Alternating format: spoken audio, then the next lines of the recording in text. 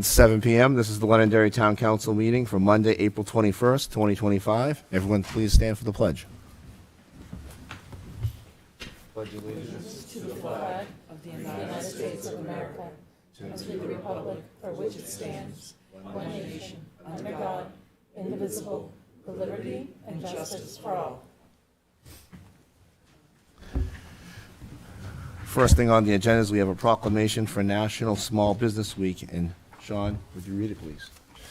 So in honor of 2025 National Small Business Week, whereas small businesses are the heart of our country's economy, serving as the engine for innovation and invention that drives technological advancement, builds our nation's infrastructure, credits opportunities for those in our community, provides valuable services to Londonderry's residents, and enriches the fabric of our town. And whereas small businesses employ more than half of American workers, including thousands of residents in the town of Londonderry. And whereas the town of Londonderry admires, respects, and supports the role of small businesses in helping Londonderry to thrive. And then whereas in 2025, the town of Londonderry takes particular pride in Londonderry entrepreneur Dr. Tanya Lawson of In Bloom Health and Medispa, who was selected as 2025's New Hampshire Small Business Person of the Year by U.S. Small Business Administration in recognition of her exceptional leadership, innovation, and contributions to our community. And whereas National Small Business Week has been proclaimed by the President of the United States since 1963, honoring the vital role of small businesses to create jobs, growing the economy, and anchoring our communities. And whereas the town of Londonderry joins in this national effort to recognize the contributions of small businesses to the American economy and our own community, celebrating their importance in preserving the vibrance of Londonderry now and in the future. Now, therefore, let it be proclaimed by the Londonderry Town Council that May 4th through 10th, 2025 is National Small Business Week, and all citizens are encouraged to support small businesses and celebrate their many achievements. Thank you. I'll open public comment. And the fire department had a committee of merit unit citation. Thank you very much. Councilman and women, welcome. So, last year, December 23rd, 2023, we had a motor vehicle accident that occurred in South Mammoth Road. And the result of the accident is the car went into the stream, that river there, which surprisingly is pretty fast. As a result of the actions of our crews, their peers, as part of the New Hampshire Committee of Merit, recognized their efforts in that rescue. And fortunately, the person that was involved did well. And as a result, our people did a great job. So I would just like to recognize them. I'll show you the plaque. I'll pass it around to you guys. And just another example of what your Londonderry Fire Department does each and every day. So thank you very much. And I'll see you in a few minutes. Thank you. Thank you.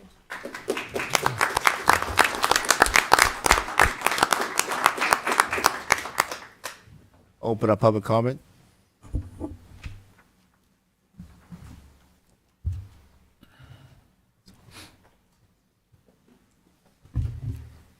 Christine Perez, 5 Wesley Drive. A new committee was formed at the State House this year, a housing committee, because of the not enough housing. People were complaining. And they had 33 bills that came before them. Many of them were retained, which means they're going to be studied further. But many of them were not. And the Senate also had multiple housing bills that ended up being, for the most part, zoning bills. And first of all, let me say, I am not a NIMBY. I am not a NIMBY in spite of what people think. But we do have, I think, 1,400 new units being built in this town at this time. But I had some bills. I went to hearings on some of these bills last week, and there's several that really concern me. Senate Bill 84, it's relative to zoning procedures and concerning residential housing. My argument against this is that New Hampshire is a very vast community, and what might be good for a town of 50 or 500 is not good for a town of 28,000. I'm concerned that taking the local control away from the town with these zoning bills is going to be detrimental to us. My argument on this, when I was talking about Senate Bill 84, I was told by the head of the committee, well, are you aware? This restricts the size of lots. Are you aware of the fact that Londonderry already does this? And I said, yes, I am. But the problem is, if you make it a state law, then if Londonderry wants to change it, you have tied their hands and they cannot change it. The second bill I spoke on was Senate Bill 163. Very scary. It is prohibiting the local towns, municipalities, from having a moratorium, restricting the town from deciding to have a moratorium. That would be a law. That would really hurt towns that really need to take a step back and look. I know that the planning board talked about a moratorium a bit ago. Unfortunately, nothing happened to it.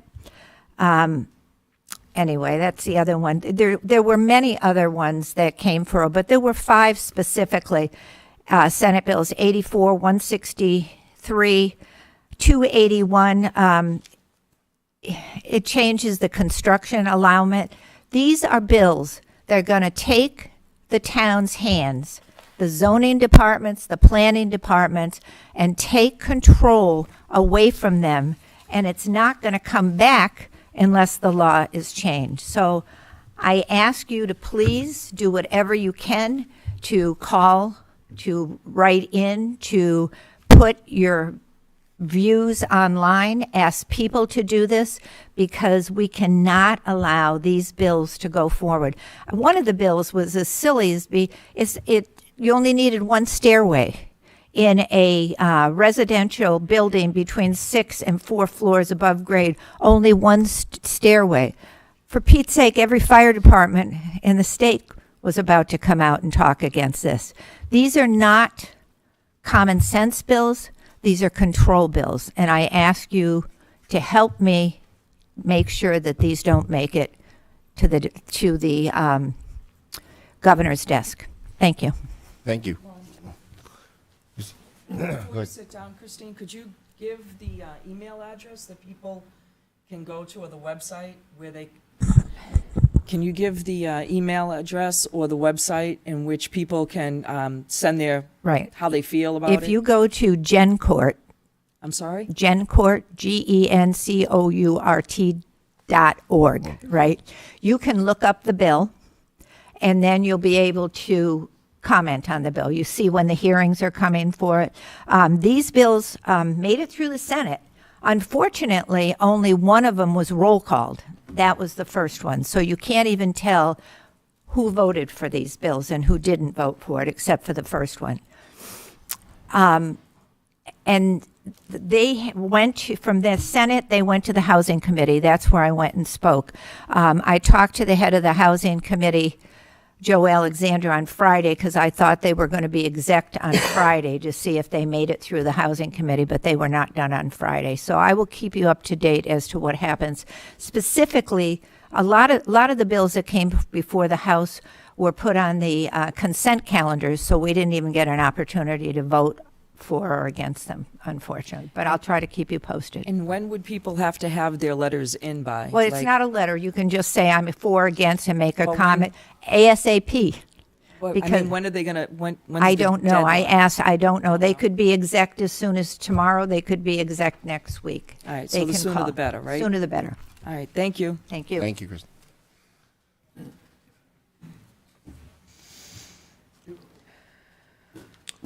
Good evening, Tom Esty, lifelong resident.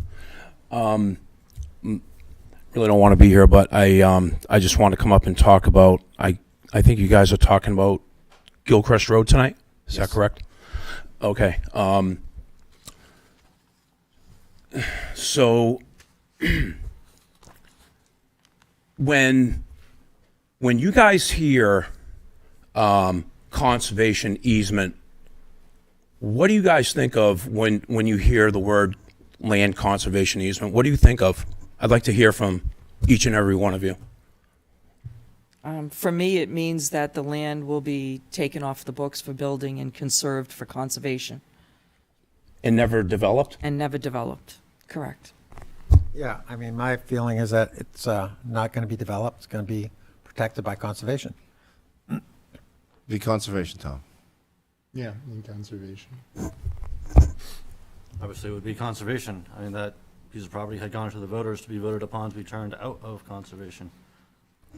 So when this deal was done back in the day, and Mr. Dolan's here and he can probably explain it better, but I don't think it was really explained to the people of this town properly back in the day, period. So now that we sold it back to the original landowner so we can build whatever beautiful condos, which we need more of in this town, why do you think that the conservation, that the money that they got when the landowner paid it back, do you think, where do you think that the money should go to? Tom, we're going to be discussing that during the discussion. Well, I just want to hear from each person where, so we'll each it's give our- roughly like $2 million, is that Yeah. correct? That we'll the each land- give our opinion during the public because it's going to be Well, discussed. I'm not going to be here, so I would just, after this, I'm going to leave, but I would just like to hear from each and every one of you where you think the money should go to. I just think it's appropriate to do it at that time because we have it on the agenda. Well, I would like to personally hear it from each and every one of you because I'm a taxpayer and I want to hear it from you, starting with Deb. Okay.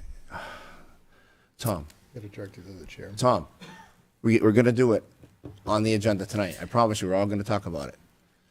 Can we just do it in the I think what order? Ron wants to say is that by us giving you our opinion on this subject matter before the discussion is, Yep. we would be telling people what that our minds are already made up before we hear all the information. Yeah.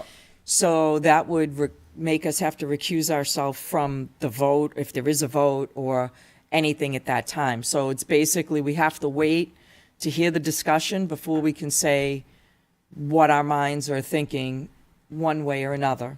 And I appreciate the fact that you want to know this, because I would want to know too. Unfortunately, I believe that Ron is correct, that we have to wait until we go into that and hear everything.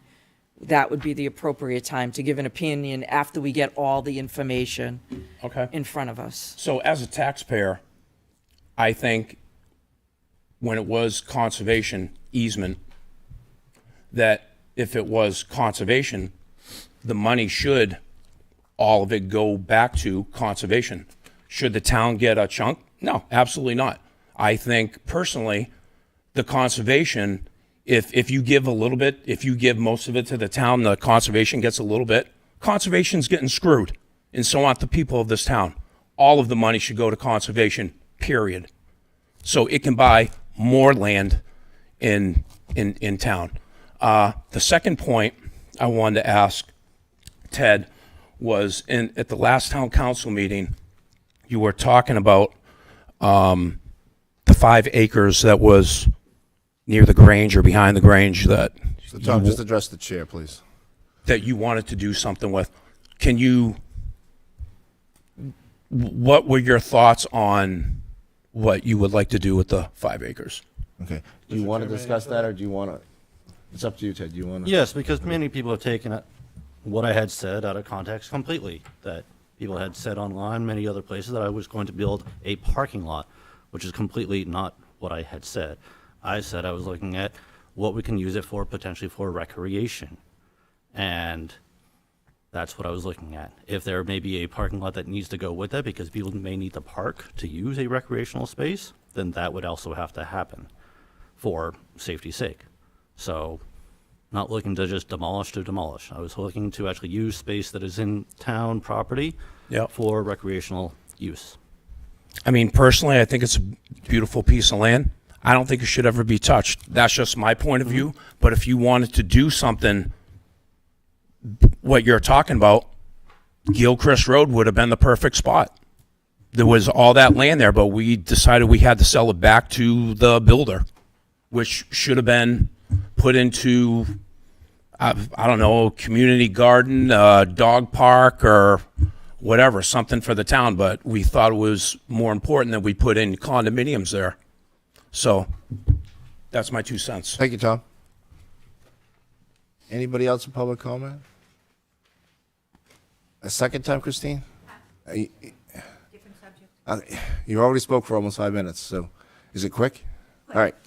Quick, thank you. 'Cause- Thank you. Christine Perez, 5 Wesley Drive. It's my understanding that on the 24th, there's going to be a meeting with the planning board and the town council, which I think is a really great idea. And I know they're going to have town comment at that, but of course, limited to exactly what you're talking about. But I just want to encourage people to go or reach out to either board, and perhaps it might be appropriate. It's my understanding that the the zoning board hasn't been invited. Other boards have been invited, but it might be a good idea for some of them to probably reach out and come to hear what's going on for the continuity. All right, thank you, Christine. Anybody else in public comment?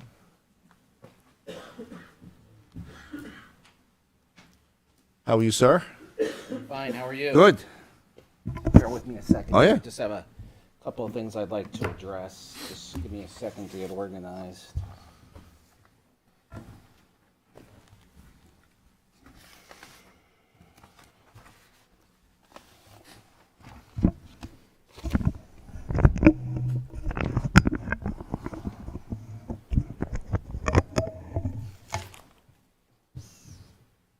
Good evening, John Farrell, 4 Hancock Drive.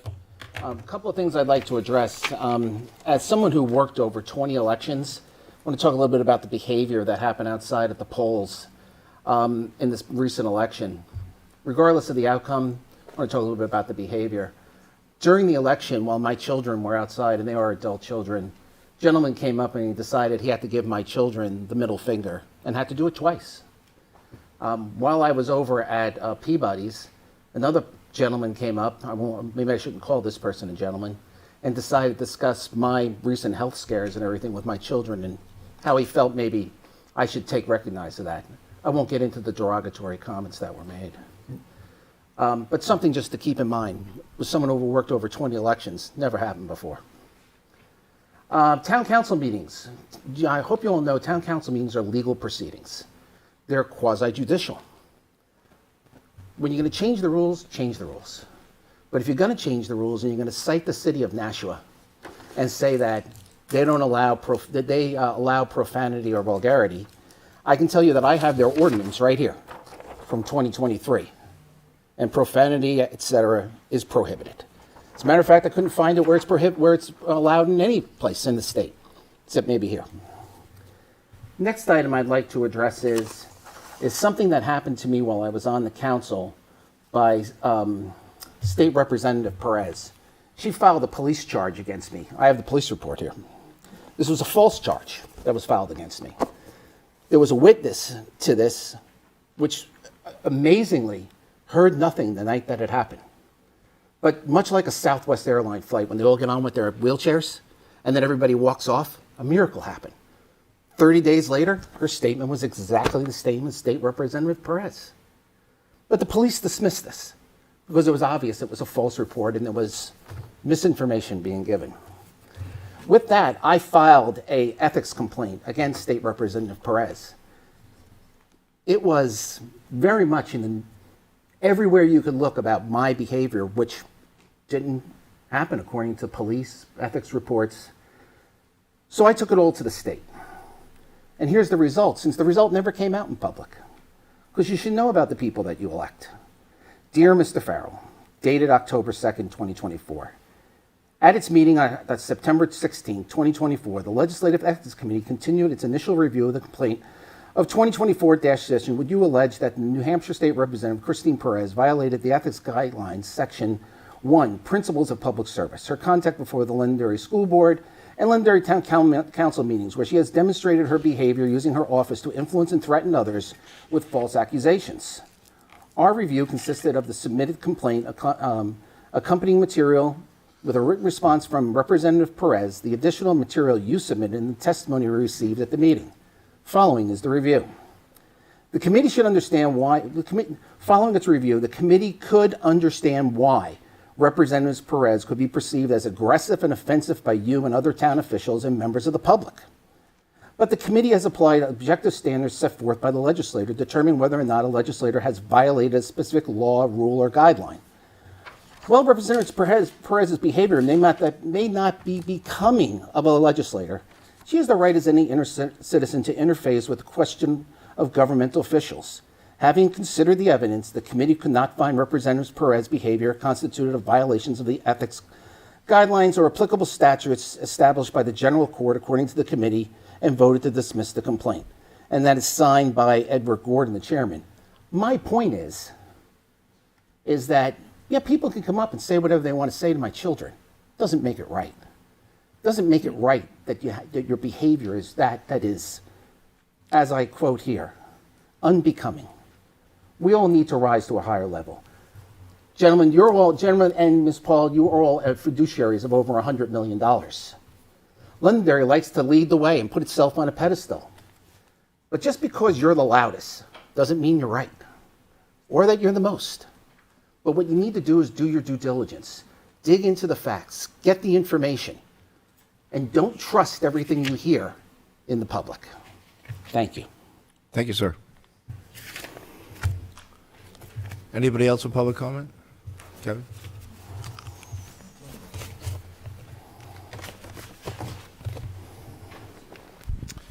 Thank you, Mr. Chair. Kevin Smith, 6 King Philip Drive. I just wanted to come up and speak tonight because there's been a lot of chatter in town about how Londonderry is going through some unprecedented growth and can we handle it and whatnot. And believe it or not, I'm old enough to remember when Londonderry was experiencing a real boom in town. And I just wanted to take the council on a little walk down memory lane to put this in somewhat perspective here. So between the 1950s and 1960s, and I'm not that old, Londonderry experienced a population growth of 50% during that time. Between 1960 and 1970, that went up to 118% growth. And of course, that's when I-93 was completed in the early 1960s. Between 1970 and 1980, population growth went up 154%. In fact, that's when my in-laws moved into town, and their realtor at the time told them Londonderry's population in 20 years will be 50,000. Between 1980 and 1990, rate of growth goes down a little bit, but still a lot, 46% it goes up. Between 1990 and 2000, it starts dropping a little bit more, but it's still going up by 18%. And then 2000 to 2010, it drops off to 4%. And you say, well, what the heck happened during that time? Well, a number of things happened. Number one, in the late 90s, early 2000s, towns started buying large swaths of conservation land and conservation easements. The town put overlay districts along Route 102 and Route 28 to discourage growth along those corridors. There was a growth management ordinance enacted at that time so that the town facilities could catch up with the population growth, and the town enacted its 55-plus housing ordinance because the thought was bring in a lot of senior citizens and they don't bring kids into town. And guess what? It had its desired effect. Population growth was 4%. At the same time, the school population numbers had exploded during that time. So we built a new gym at the high school. We built new gyms at North School. We built new gyms at South School. We put an addition onto the junior high, made it a middle school. We built the kindergarten, introduced half-day kindergarten. In fact, as a state representative for the town, I served on the original kindergarten committee and was part of that building committee. 2010 to 2020, we come out of the Great Recession. Economy's starting to tick up a little bit. Population growth goes up a little, but not a lot. Only 7% during that time. And now between 2020 and the latest census numbers for this year, we're growing at, ready for this, 3.4%. It's the lowest rate of growth since the 1920s for this town. So in conclusion, here's my concern. My concern is not that Londonderry can't handle the population growth. We can. We're more than equipped to handle it. My concern is this. Number one, since we built all those facilities at the schools, the school population is in a free fall, and it has been for 25 years. We're down 1,900 students, and that's including the Hooksett students and the LEAP students, which we didn't count 20 years ago. Number two, we're an aging town and an aging state. And number three, young people cannot afford to buy a home here or in southern New Hampshire. And yet we have people saying we don't need any more affordable housing. My concern is that without regeneration in this town, without more families moving in, the burden is falling on our seniors and our soon-to-be seniors. The demand for housing stays high. That pushes up everyone's valuation, which pushes up assessments, which pushes up everyone's taxes. That is not a sustainable model. Saying no to growth is not the answer. Letting it be a free-for-all is not the answer either. But we have to find a balance in the middle of there. Thank you. Thank you, sir. Anybody else with public comment? Ray?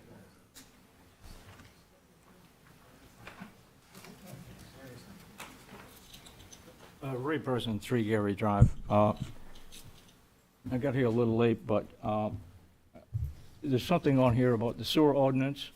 Are you going to allow public comment when that comes up, or should I speak on it now? You should speak on it now. Okay. So apparently, sewer ordinance charge is going to be changed, it's going to be dropped from 16.51 per gallon to 12.24 per gallon. As you may or may not know, I'm on the Sewer and Solid Waste Committee, and this is the first I've heard of this. I think it would be kind of nice if some of these things were brought forward to our committees so we can at least review this and have an opinion on it. I would have to wonder, number one, why somebody thinks it's reasonable to drop the rate. Maybe that's a good idea, I don't know.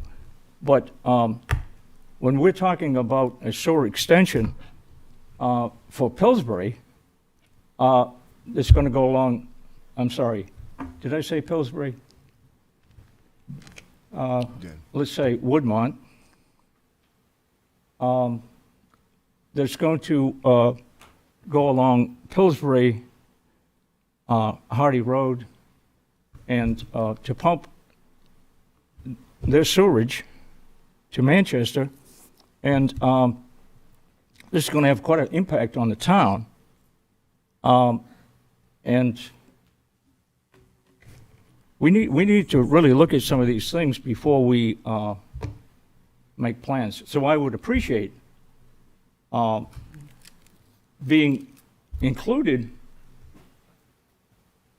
in the discussion. I don't know if you're going to vote on this. You're going to approve this evening? Is that the intent? It's the first reading. Yeah. First reading? First reading. Okay. Okay. Well, thank you for allowing Thank you, me to Ray. speak. No, thank you. Sir?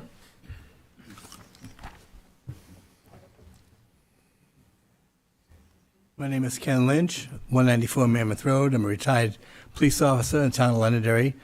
I've been retired almost 30 years now, but I've been asked to come to the head for support Danny. I guess he has requests about looking at the buses coming in and out of Sanborn Road on 28. In the past, well, the police department was a lot smaller than it is today. We used to do surveys of traffic counts and everything for Mammoth Road and 128, Pillsbury Road and 128. Then we also did one on Shasta at the request of the parents when the Shasta was put completely through. We did one at 128 and Sanborn Road with South School. We had a crossing guard hit by a car doing traffic, so we put a traffic study up there. Even with a small police department, we always had time to send a police officer, whether we did fake radar checks or whatever, but counting cars, so we can find out what the problem is and how we can best help it. So if there's a problem with buses leaving Sanborn Road and 128, Route 28, I think it behoove us to have a police officer sit there just during the specific times that the buses are leaving. Because, God forbid, one of those buses get hit and some kids get injured. So I can tell you right now, we've done many a study. Like I said, over 30 years ago, 40 years ago, 50 years ago, the department was a lot smaller. But I even sat at Shasta for the traffic study. So if we can, I would say we get as many police officers to rotate that area as we can during the week and do a study and find out over a month, because it's going to be the end of school right now, but get it studied now so maybe next year when school starts again, you can support by getting a police officer there every single day during the dismissal hours. Okay? Thank you. Thank you.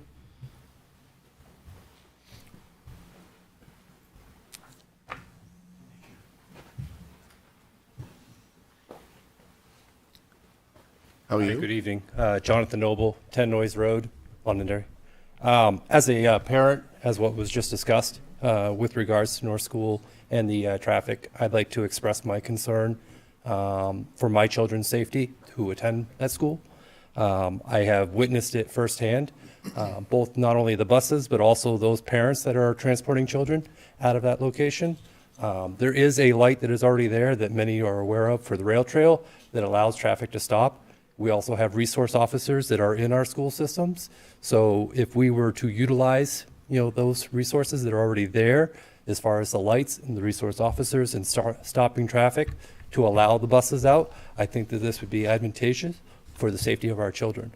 So, Thank you, sir. thank you. Anybody else with public comment? Hi, I'm Sarah Bernier. I'm at 5 Bartley Hill Road. I'm also here tonight to support the Sandboard Road issue with the traffic. My son, my eldest, goes to North School right now, and I have another son right behind him who will also be attending North School. I have also witnessed that intersection being incredibly dangerous, partly because the sign there says stop on red, and nobody seems to know what to do on a blinking red. And so everyone has a little bit of a free-for-all at that intersection when it's now blinking. We have pedestrians attempting to cross, we have cars attempting to turn, and we have people rolling through. And so it is incredibly dangerous. I would like to add, too, that not only do I support having a police officer there at dismissal, but my son participates in after-school activities, which also has quite a few amount of children and traffic coming through, even into the evening hours, 4 or 5 p.m. So I would like to support that as well. Thank you. Thank you. Thank you. Any other public comment? Seeing none? Dave, you wanted to speak last, so I'll let you speak. Yeah.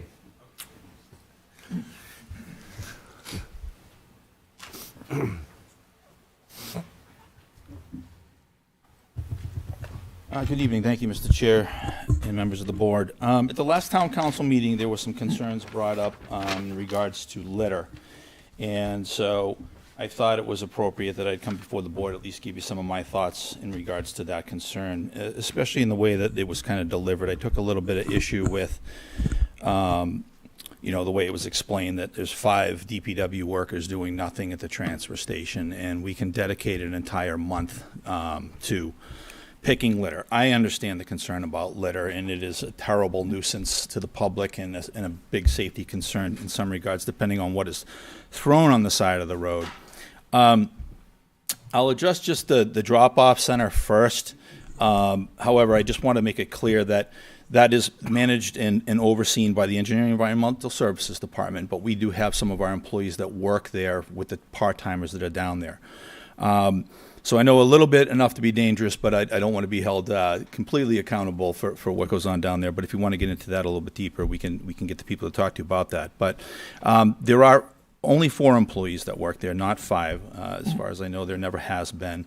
2 of them are part-timers, and soon to be hopefully a third one. They've been trying for a few years now, actually, to get a third member to work there as well. But due to the pay and the hours, it hasn't been attainable.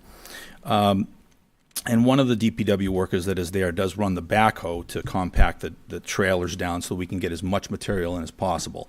Without doing that, we're kind of basically hauling air, and we would need more trailers to be down there because they get quite full on real busy days. It's a 9-hour day. There's no running water. There's no electricity. There's no lunch or no lunch breaks. They're there on the property the entire 9 hours, not able to leave. The DPW guys, anyway, already work a 45-hour work week, and that puts them at 57 hours a week when they work the Wednesday evening and the Saturday for 9 hours, which we had 2 gentlemen do this past week. So as you can imagine, they're a little bit tired when they're down there, but nonetheless, they have a job to do. This weekend, they took in 295 tickets this past Saturday. That's just processing things that they got to pay for. So there were much more vehicles than that because you got people bringing down the things that they don't need to pay for, like brush and recyclables and whatnot, yard waste. So again, there's no water, there's no AC. They're battling the elements as it is working down there. And it's really not the best work environment, but it is what it is. So they do the best they can to stay up with what has to be done. Sometimes they're even cutting wood and putting it in the potbelly stove down there to stay warm. I mean, that's legit. So is there downtime? Of course there is. There's times when it's slow. If you prefer to scale back on hours, that's something that you'll need to take up with staff through the town manager's office. I've heard preferably that there's more hours should be added down there, or even another additional day. Again, that's another thing that could be considered. But I can assure you that 5 guys standing around all day is not an adequate description of what those gentlemen are doing when they're down there. A little bit of history on litter itself.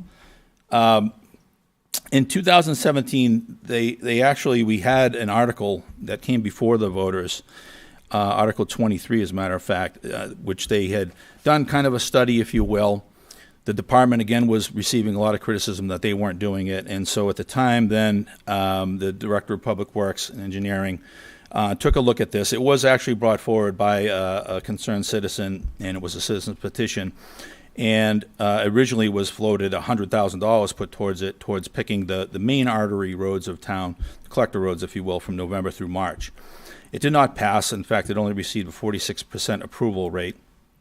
And the DPW has never had the ability to provide this service. So it's not a service that we've ever provided to begin with. We have a gentleman that's been there over 4 decades now, and to his recollection, we've never gone out there and actually picked the litter. Now, I'll get to what we do to support it.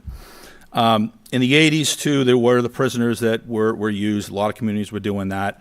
In today's world, that doesn't happen. It's very problematic. There's too much logistics involved in it and a lot of liability. So our department ourselves, there's 13 positions. We currently have 1 vacancy and 1 person on deployment. So that leaves us down with 11. I only have 1 foreman. That brings us down to 10. So potentially we could have 5 teams, I guess, out there of 2 picking litter and what have you. But again, I remind you, we just came off winter. Guys have all been, sticking around and not going too far away from the turf. So now they're taking vacations and what have you, and taking other types of time off to do doctor's appointments and whatnot and tend to their families. So the fluctuation of our staff is a little not exactly static these days. So. And again, there's 372 lane miles in town. Roughly half of that, about or so, is the collector roads, and that is no state DOT roads. I've lived on a state DOT road myself for 26 years. Never seen anybody out there picking either. Now, that's not a knock on the DOT. I understand what their limitations are, too. And it really is not that we don't want to do it. It's just that we can't. If you want to provide us additional resources or whatnot, we can certainly talk about that and what it might take. But honestly, if we were given, I could stand here and read on a whole list of things that I think if we had additional resources of manpower and whatnot to our department that we would work on. The very first thing, I only give you 6 of them because I didn't want to get too crazy, but I would wash and lube and grease the $3.5 million worth of equipment a lot more frequently than we do right now. Clean and line ditches, which would actually remove a lot of the litter. So that we can get the swales going a little bit better. Jet and clean culverts and drain lines. Is Ray still here? It's one of Ray Breslin's big things he'd like to see done a little bit more often. clearing brush and clearing out of detention basins and head walls, a startup on our street sweeping program, and maybe change some more of our signs in town to be MUDSID compliance, because we are nowhere near compliant with MUDSID as far as all of the signs being updated. There's certainly things that we can eliminate. I'm not just asking for more. We could stop participating in any of the road work that you've seen us out here in the last few weeks, doing the shoulders, basins, signs, drainage. We can eliminate mailbox repairs. We can eliminate lawn damage. We can not attend a lot of community events like the Touch Truck that's coming up in May, the Bring Back the Trades event, Old Home Day. And helping out other departments. A lot of times it's very, very hard to tell somebody no, especially if we have the ability. So really what we ask for a lot when another department comes to us and asks for needs is just be patient. We'll get there. We'll work it in, maybe on a rainy day or whatnot. We chipped in with the recreation playground incident last year. We dug out 2 dugouts for the LAFA. We've helped out with the PD on some of their property needs and some parking issues. The mowing of the firing range, the fire department. We've done, we prepped the pad over there for their training building. We restored their forestry unit. And we even help out the schools with senior banners and voting setup, as well as town forest rails, walkways, spreading millings, brush chipping, trees, graffiti, etc. So we do other things that are not even necessarily tasked to us, but because we have the ability, we want to try and help. So what do we do for litter? We support it where we can get the help that's needed to take it on. So anybody that, if there's a bag of trash that falls off a truck, it's in the street and things like that, we report to that. In fact, we were just out on Pettingill Road the other day. It was glass all over the road, so we were out there cleaning that up. Illegal dumping, large items that are thrown on the side of the road, sofas, shingles, tires, construction debris. In fact, just today we picked up a refrigerator that was dropped off down at the Westfield soccer fields. Any bags that are picked, that volunteers do, we go and pick up all the bags and dispose of them. We just had a neighborhood out on Weymouth Road. They went and picked everything. We went out and grabbed up their efforts and thanked them very much for doing that. And of course, we support the Beautify Londonderry efforts as well. We supply all the bags to those volunteers through the New Hampshire Litter Free program. We have 6 companies in town that have adopted their own roads that they do their own annual cleanup on as well, and then we go and pick up their efforts. We'll even clean up some roadkill sometimes. We host the Household Hazardous Waste Day. We have the Sharps drop-off at the police station and drug take-back. So obviously those are very important things that we don't want to see thrown out on the side of the road as well. And then we constantly do public service announcements about the importance of disposing of trash appropriately.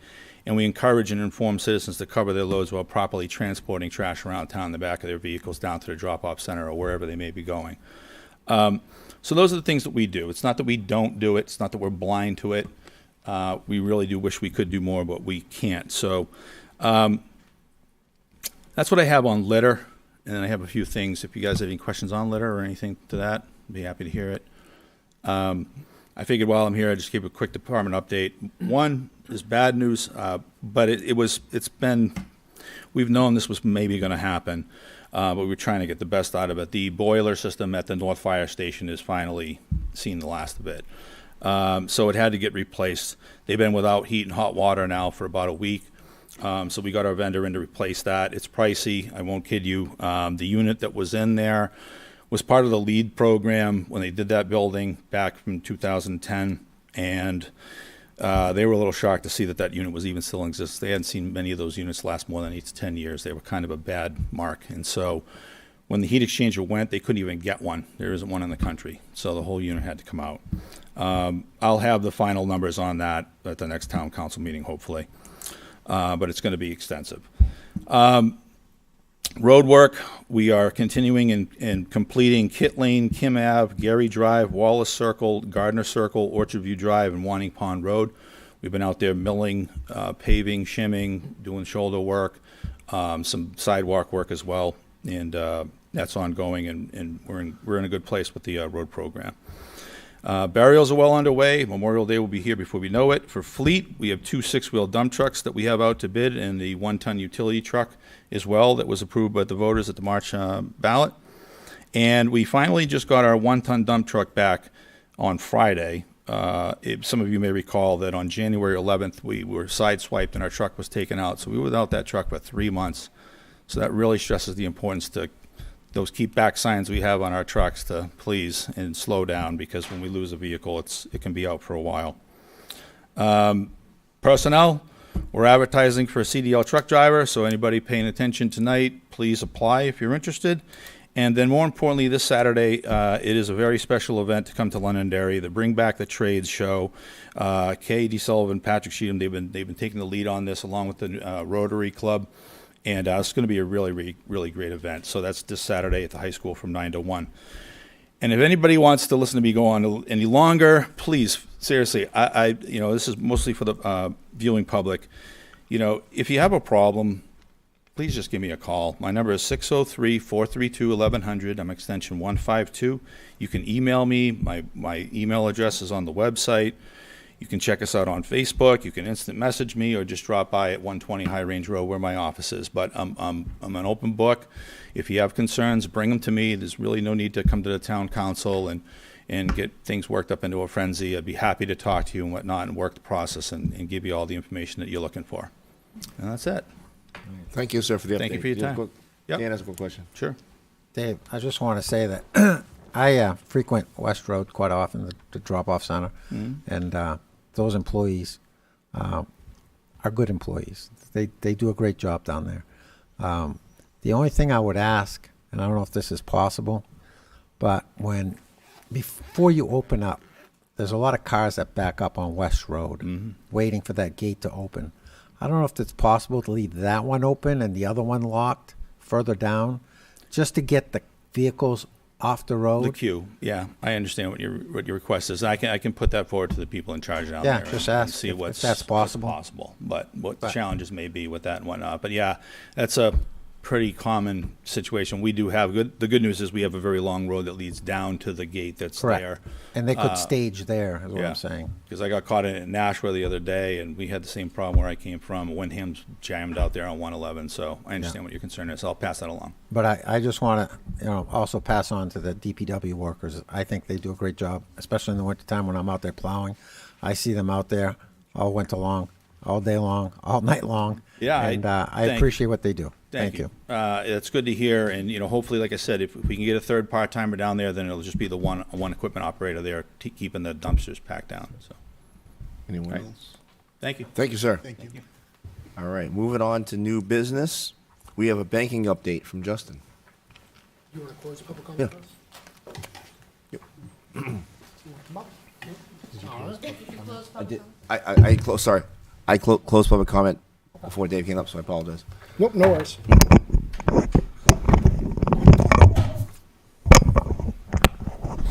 Alrighty, maybe not. All right, I am here to give you guys an update. Back on February 4th, I submitted an RFI to all the banks that are located within the town of Londonderry. We received 3 responses back. And in the packet, you will see kind of an overview of what the RFI, what the responses we got back were, as well as a financial analysis of what it means for the town financially.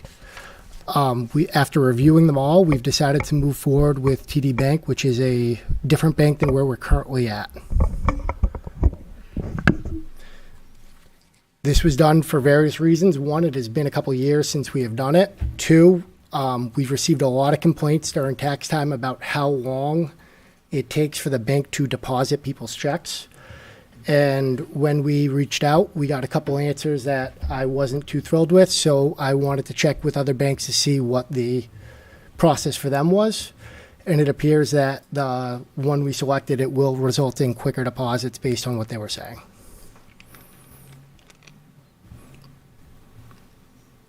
Thank you. Any other questions? Why did you select the option you selected? So TD Bank, based on the numbers we gave, will result in about $20,000 more in annual interest revenue. Again, with feds changing the rates and everything else, that's subject to change based on that. However, the way that they are going to be managing our funds is different than how other banks have. we receive an earnings credit rate, in which case a certain percentage of that money goes towards, it's in a non-interest bearing account. The ECR, earnings credit rate, will be applied to that balance, and whatever is received from that will go to offset the fees, and the difference the town would then have to pay the next month. That balance, as I said, goes into a non-interest bearing account. What TD has offered us is essentially they still do the ECR, but at $1, we're still earning interest on it as a revenue stream. So there should be minimal to no fees. I say minimal to no because things happen. However, if you look at our fiscal year 26 budget, I was able to reduce it by, I believe, about 19,000 in anticipation for this, where Citizens, the other option they gave us was 12,000 per year. So either way, I knew that we should be able to reduce it based on what I was hearing from my counterparts in other communities and some additional research I did prior to doing the RFI. Good, thank you. Excellent. I just want to say Enterprise Bank is a great bank, very community oriented, and because they're big but small, Yep. they're still able to work like really quickly on issues with money, whereas the other banks are so big that they have no flexibility. Once it's in, it's in. There's no like stopping something. It all has to be a fee and this and that, where Enterprise can move relatively still like a small bank, which is pretty amazing for a bank. Yep, these days. absolutely. Enterprise had a great RFI.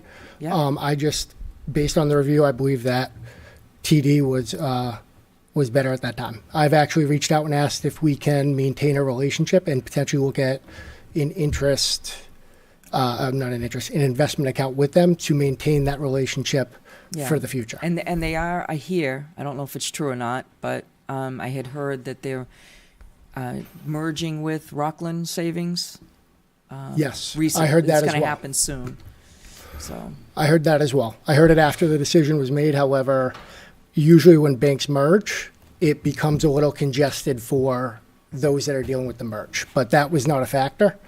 But I did hear about that. But again, like I said, I reached out and said, thank you for your RFI, and hopefully we can maintain a relationship since they are within the town lines. thank you for doing your due diligence and finding some monies and savings, and Absolutely. I appreciate it. Thank you. Any other questions? Seeing none. I just want to commend Justin for all the hard work. He had actually done quite a bit of research going into this there's a lot of different comparisons that has to go into this. And the fact that he's able to reduce our costs, but also at the same time increase what we're able to get for investment return. And with the different ways he was able to take a look at this, I think was pretty impressive. Thank you. Thank you, sir. Absolutely. Next is a purchase of an aerial ladder tower apparatus. Don't go too far. Yeah. I'm not talking money without the money, guys. Welcome, thank you again. So this year, we had the opportunity to present to the citizens for a new ladder truck. They overwhelmingly supported that. We have been working to finalize the design and the cost. It came in under our estimates, but as you can imagine, there's a lot of turmoil right now, and it came in more than we were hoping, but still less than we asked for. Justin can explain the money part of this, but we're looking at basically 2.2 on a warrant article that came in at 2.3. So unfortunately, we're still at 4-year build time. So that is part of the negative aspect here of where it's a 4-year build time. In their agreement, they will have a clause in there that allows for an increase before delivery. So that additional funding could potentially be used for that. Hopefully it won't. Hopefully the price will remain as is because they do absorb a certain percentage. But there is that possibility. In terms of the actual financing of it, we're going to take a look and talk with auditors to see what we could potentially do regarding it. Because right now, again, interest rates, the feds they've been talking about cutting it now for, I feel like, about a year. But at some point, they likely will end up cutting it. And rather than walking in today at the higher rate, where we know we're not getting it for 4 years, we can potentially look at doing it down the road as well, and during that time, potentially funding the fire department, the truck capital reserve, to lower the amount we're financing to further help the taxpayers and the total appropriation that we'd be requesting on an annual basis. So having said that, they did build in escalators for tariffs and other things, just like every vendor we have right now has created service charges or some kind of extra fee.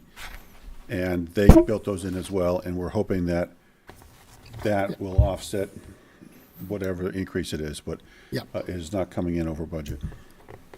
Great. Excellent. Any questions? Thank you, gentlemen. All right. And then you have the paperwork to sign, and we appreciate that. Thank you. Thank you. Thank you. So.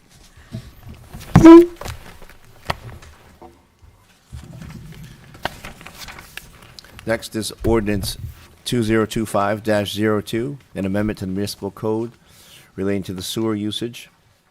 John Chartier.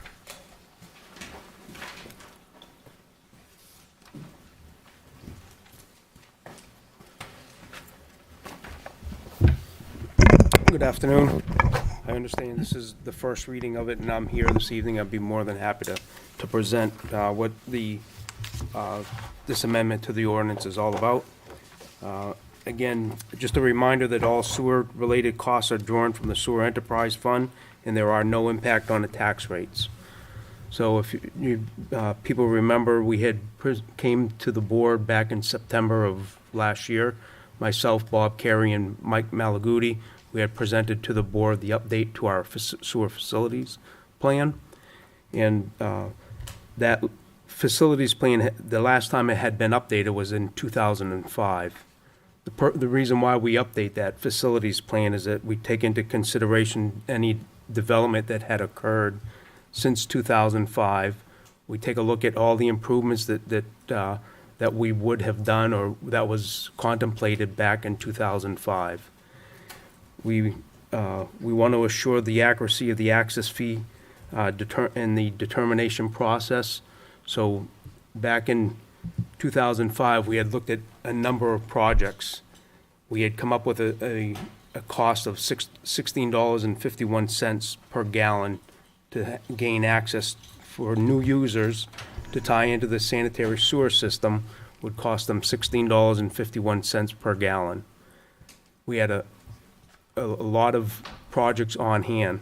We've probably completed about half of those projects. Plaza 28 pump station in Forest, Maine, some improvements, the reconstruction of the Action Boulevard pump station, the construction of the Tokeno pump station, some extensions of our South Londonderry sewer from, again, the Tokeno pump station all the way up to behind Shaw's Plaza. So we've done a number of improvements. So basically, as we look at it, our costs start to go down. We also look at all the redevelopment or the development that has occurred, then anything that's on the books. Again, working with the planning department and take a look at what we foresee as additional flows that we could anticipate. The other source, so the source of income for the sewer and the sewer enterprise fund, again, is the sewer access fee. New users would pay that one-time fee based on the design flow that they contribute to the sewer system. The other source of income is the quarterly sewer usage charges paid by the existing sewer customers, so they get a quarterly bill of $96 per quarter. So that sewer access rate determination relies on, again, the process of looking at what's happened in town, what we see on the books. So we put all that into the mix, and that's how we come back to determining that sewer access. And we do need to periodically look at that and make sure that it's equitable and it's fair. We don't need to be taking too much money. It's not a bank account, basically. So the updated wastewater facilities plan concluded that the sewer access fee could be reduced from the current rate of $16.51 per gallon to $12.24 per gallon. Again, as we had indicated back in September, we'd be back to present to you this change in the sewer access fee. So that's basically what the purpose of this meeting is, my presentation is this evening. So our sewer connection fee will stay the same. It's a $200 flat rate. That's more of the administrative portion of it. $200 for new users, $50 for existing homes. Back in 2005, when we had presented when we had changed the access fees, we had gone through a number of iterations of making it fair to people that had already purchased or had their septic systems constructed. So there's a two-tier system, one for a brand-new connection and one for if you're on if you have your own septic now and you're tying into the system. So there is two different rate structures. So the current residential unit, again, is $3,467. The proposed access fee would, again, for the residential units is $2,570. So, and that is for the unit itself. So, but as I indicated, we're dropping that per gallon from $16.51 down to $12.24. So that's it in a nutshell. Any questions from the council? Mr. Chair. Hey, go ahead. Just to clarify, that rate per gallon, that's only for commercial industrial users, correct? I'm sorry? The rate per gallon is only for commercial industrial users, is that correct? Well, again, $16.51, yeah. Well, So- and the new 1224? Correct. It's only for commercial industrial? Again, we base our number for the residential unit, though, Ted, based on that 1224. So what is a residential unit paying on a per year basis? Are they paying that $25.70 per year? Or no, they're paying $96. So this is just access, Ted. Okay, I just want to make Yep. sure. This is access. You're confusing with user. So every quarter, they get an invoice for $96. So that's user fees. For residential units? Thank you. Correct. But Yep. for commercial industrial users, it's based on gallon usage? Correct. Thank you. Yep. And I guess just for more of a clarity for people at home, what was the reason for the big drop of about almost 26% drop? Because like I say, we did a number of improvements. Again, our Tocono Drive Pump Station and Force Main, that was completed in 2005. Action Boulevard Pump Station replacement, and we did that in 2008. Portion of the South London area interceptor, south of 102, that was done over a period of about 11 years. So our Web Drive interceptor, Force Main and a pump station, that was completed in 2017. Our Plaza 28 pump station was done in 2019. So we've done millions of dollars worth of improvements there. Have you had more users connect to the system Oh, absolutely. due to all this? It continues. Not necessarily due to all this, if our industrial, obviously. But as far as the residential, we haven't really expanded too much with the residential. So essentially, you've had more commercial industrial users, so in a way, with more users, you can actually drop down the rate potentially. Correct. Okay, Yeah. thank you. Any other questions? But you're not dropping the rate for the residential, that stays the same, correct? No, again, it's. Okay, it's just the commercial, like he said, it's the. It's access. Again, Yeah. it's the access fee is Got it. being dropped for I commercial. just want to make sure that people understand this isn't for them. No, it is for them. Okay. And what's the Again, difference? The residential is based off the commercial. So when the commercial drops, because the residential is based off that, that also will drop. So I guess my question is, what would the residents see in a differential in that savings? Like, are they going to see something a little less or? So rather than them paying $3,467 per residential unit, they're going to pay $2,570 For a new unit, for a correct? new unit. For a new what? Access. For a new unit that Oh, is a built. new unit. I'm sorry. Yep. Current units that are paying, that are still in the sewer system will be paying the $96 or $97, you said? $96 quarterly, correct? Correct. Thank you. Okay. Thank you. Thank you for the clarification. Any other questions? Thank you, sir. Thank you. So I know that was just the first reading. I will be out on the next meeting, so I'll send Bob and Thank you. if there needs to be some questions. Thank you. Next is discussion on intersection of Sanborn Road and Rockingham Road. And Dan Bouchard, I brought this up at the last meeting. Got a lot of feedback from parents up there, all concerned about it. And I guess I'd just like to hear from our town manager, what kind of solution do we have before I get into it more.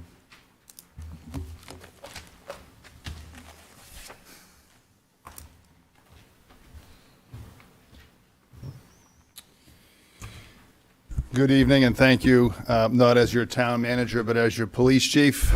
I'm going to address some of these concerns that have been brought to my attention in the last 2.5 weeks. First off, the last 2.5 weeks, this is the first time the police department hasn't heard any concerns about North and Sanborn. In the last year, of the school year, not one complaint from a bus driver, not one call from a concerned parent, not one concern from a teacher, not one concern from the bus company, not one concern from the superintendent of schools, not one concern from the chairman of the school board. In the course of the last 5 years, the police department did a survey of traffic accidents in that intersection. 4 in 5 years during that time of school. 2 of them in 2020. One of them was at 2:55 and one was at 3:32. Both of them, car spun out due to icy road conditions, and the other one rear-ended somebody on Sanborn, bumped into somebody on 28. The other one was in 2023. Ice flew off the back of a truck. One in 2022. Somebody rear-ended somebody on Sanborn Road. We haven't had any fatals, thank goodness. We haven't had any major complaints at all. If this was a complaint, the police department would handle it. A concern, we look into it. A major issue, we would handle it. I'm not up here downplaying the concerns that Mr. Bouchard has brought forward in the last 2 weeks. Former police officer, I believe that was Ken Lynch, if I'm not mistaken, right? Ken, that's who that was. I think I met Ken once in the 25 years I lived here. I've worked here. I haven't heard from Mr. Lynch. Mr. Lynch said that Dan Bouchard asked him to come in. Mr. Lynch can call too, and we would address that concern. Just like anybody else who had contacted us today at the town council meeting, the people from Bartley Hill and the other one from Noise, or Stonehenge and Noise, whichever it was. The police department has 4 SROs, and for history, 2 of them were voted in by taxpayers. 2. The other 2 I take from personnel, and we put them in there to add to the police department's presentation or presence at the schools. 2 SROs respond to the middle school and 1 to the high school. We have 2 at the elementaries. We have 3. So we have the North, for those who are concerned with the North School. We have 1 who handles that, and Matthew Thornton. We have 1 SRO who handles South School and helps out at Moose Hill. So we can't have an SRO in 2 schools at the same time. I've made this remark at the last meeting that we will look into it. We will try to help out when we have availability. That is not an excuse. Yet again, most of the time we have 3 patrolmen, so everybody know we have 3 patrol personnel on day shift, and we have 4 cops in the schools. What we try to do is handle the calls as they come in appropriately in a timely manner, and we don't have just all this random free time to do nothing. The police department, as you folks know, handles a wide variety of calls all day long, 24 hours a day, nonstop. The idea to take an administrator out of the office at $50-something an hour would seem silly.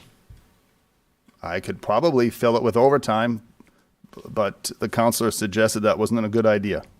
And I would agree. It's not a good idea. I could take a patrol personnel, if allotted time, in the north sector at this intersection.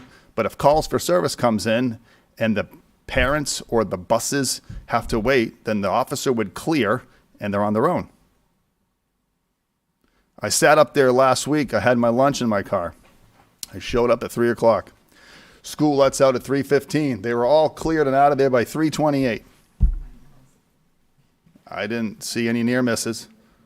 I didn't see any major concerns. Are people impatient? Absolutely. Do people want to wait in traffic 5 minutes, 6 minutes to get out of line? No, don't blame them. Ironically, I do this every single day when I come to work. The town I live in, there's a middle school right down the street from me before the main road. And I wait every day 9 to 10 minutes myself. I don't call the police chief in that town complaining. I wait in line. I proceed out when the traffic lets me out. If this was such a major concern, we would handle this as a police department. Mammoth Road is a major road in town. Yes, as is 28. We have the middle school officer out there. He lets out traffic because historically the parents and the buses were backing up onto Mammoth Road. The high school officer lets people out for similar reasons to keep the flow of the buses going because those too can back up. The South School helps out when she's able.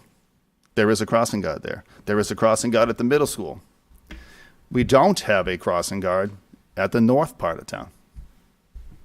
Don't know why we don't. Mr. Bouchard said that somebody almost got hit or got hit many years ago. Must be well before my time. I don't know about that. What I think we can do is next year at the start of the school season, I would be advertising an additional crossing guard. We can put that out there to have a body present to help or stop traffic when students are out there. I cannot stand here today and guarantee you that I will have a cop there every single day because that may not happen. I don't always have an SRO directing traffic if they're out sick or on a vacation day. They all manage. The cars proceed when appropriate and when safe to do so. I contacted DOT at your request, Ms. Paul.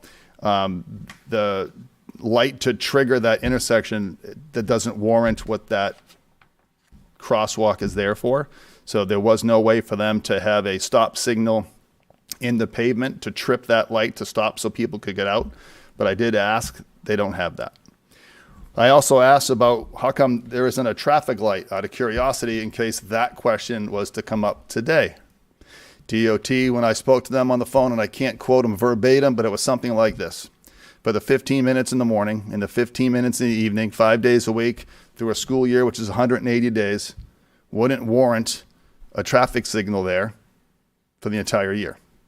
So for a total of a potential half an hour inconvenience during the day, there was that concern that it didn't warrant. I'm no engineering person. I'm no traffic expert. I don't study those things. But we did have the data. We did research it. We will continue to monitor this, as I have said before. If there is a unit that's available, we will put it out. We talk about this all the time in the police department. If there is a concern, we look into it. So sitting over there, as you can tell, is the Deputy Chief of Operations and the Operations Captain himself. These gentlemen oversee all the SROs, the traffic unit, and all the concerns, complaints, essays, directed patrols that we have within the organization, and we handle them.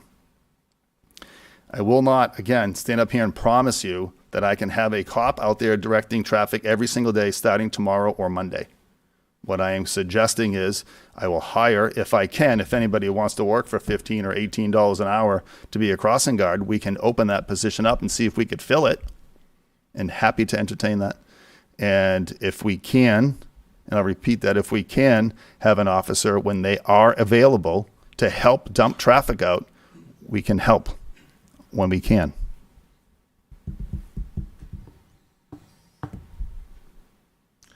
Any questions for the chief?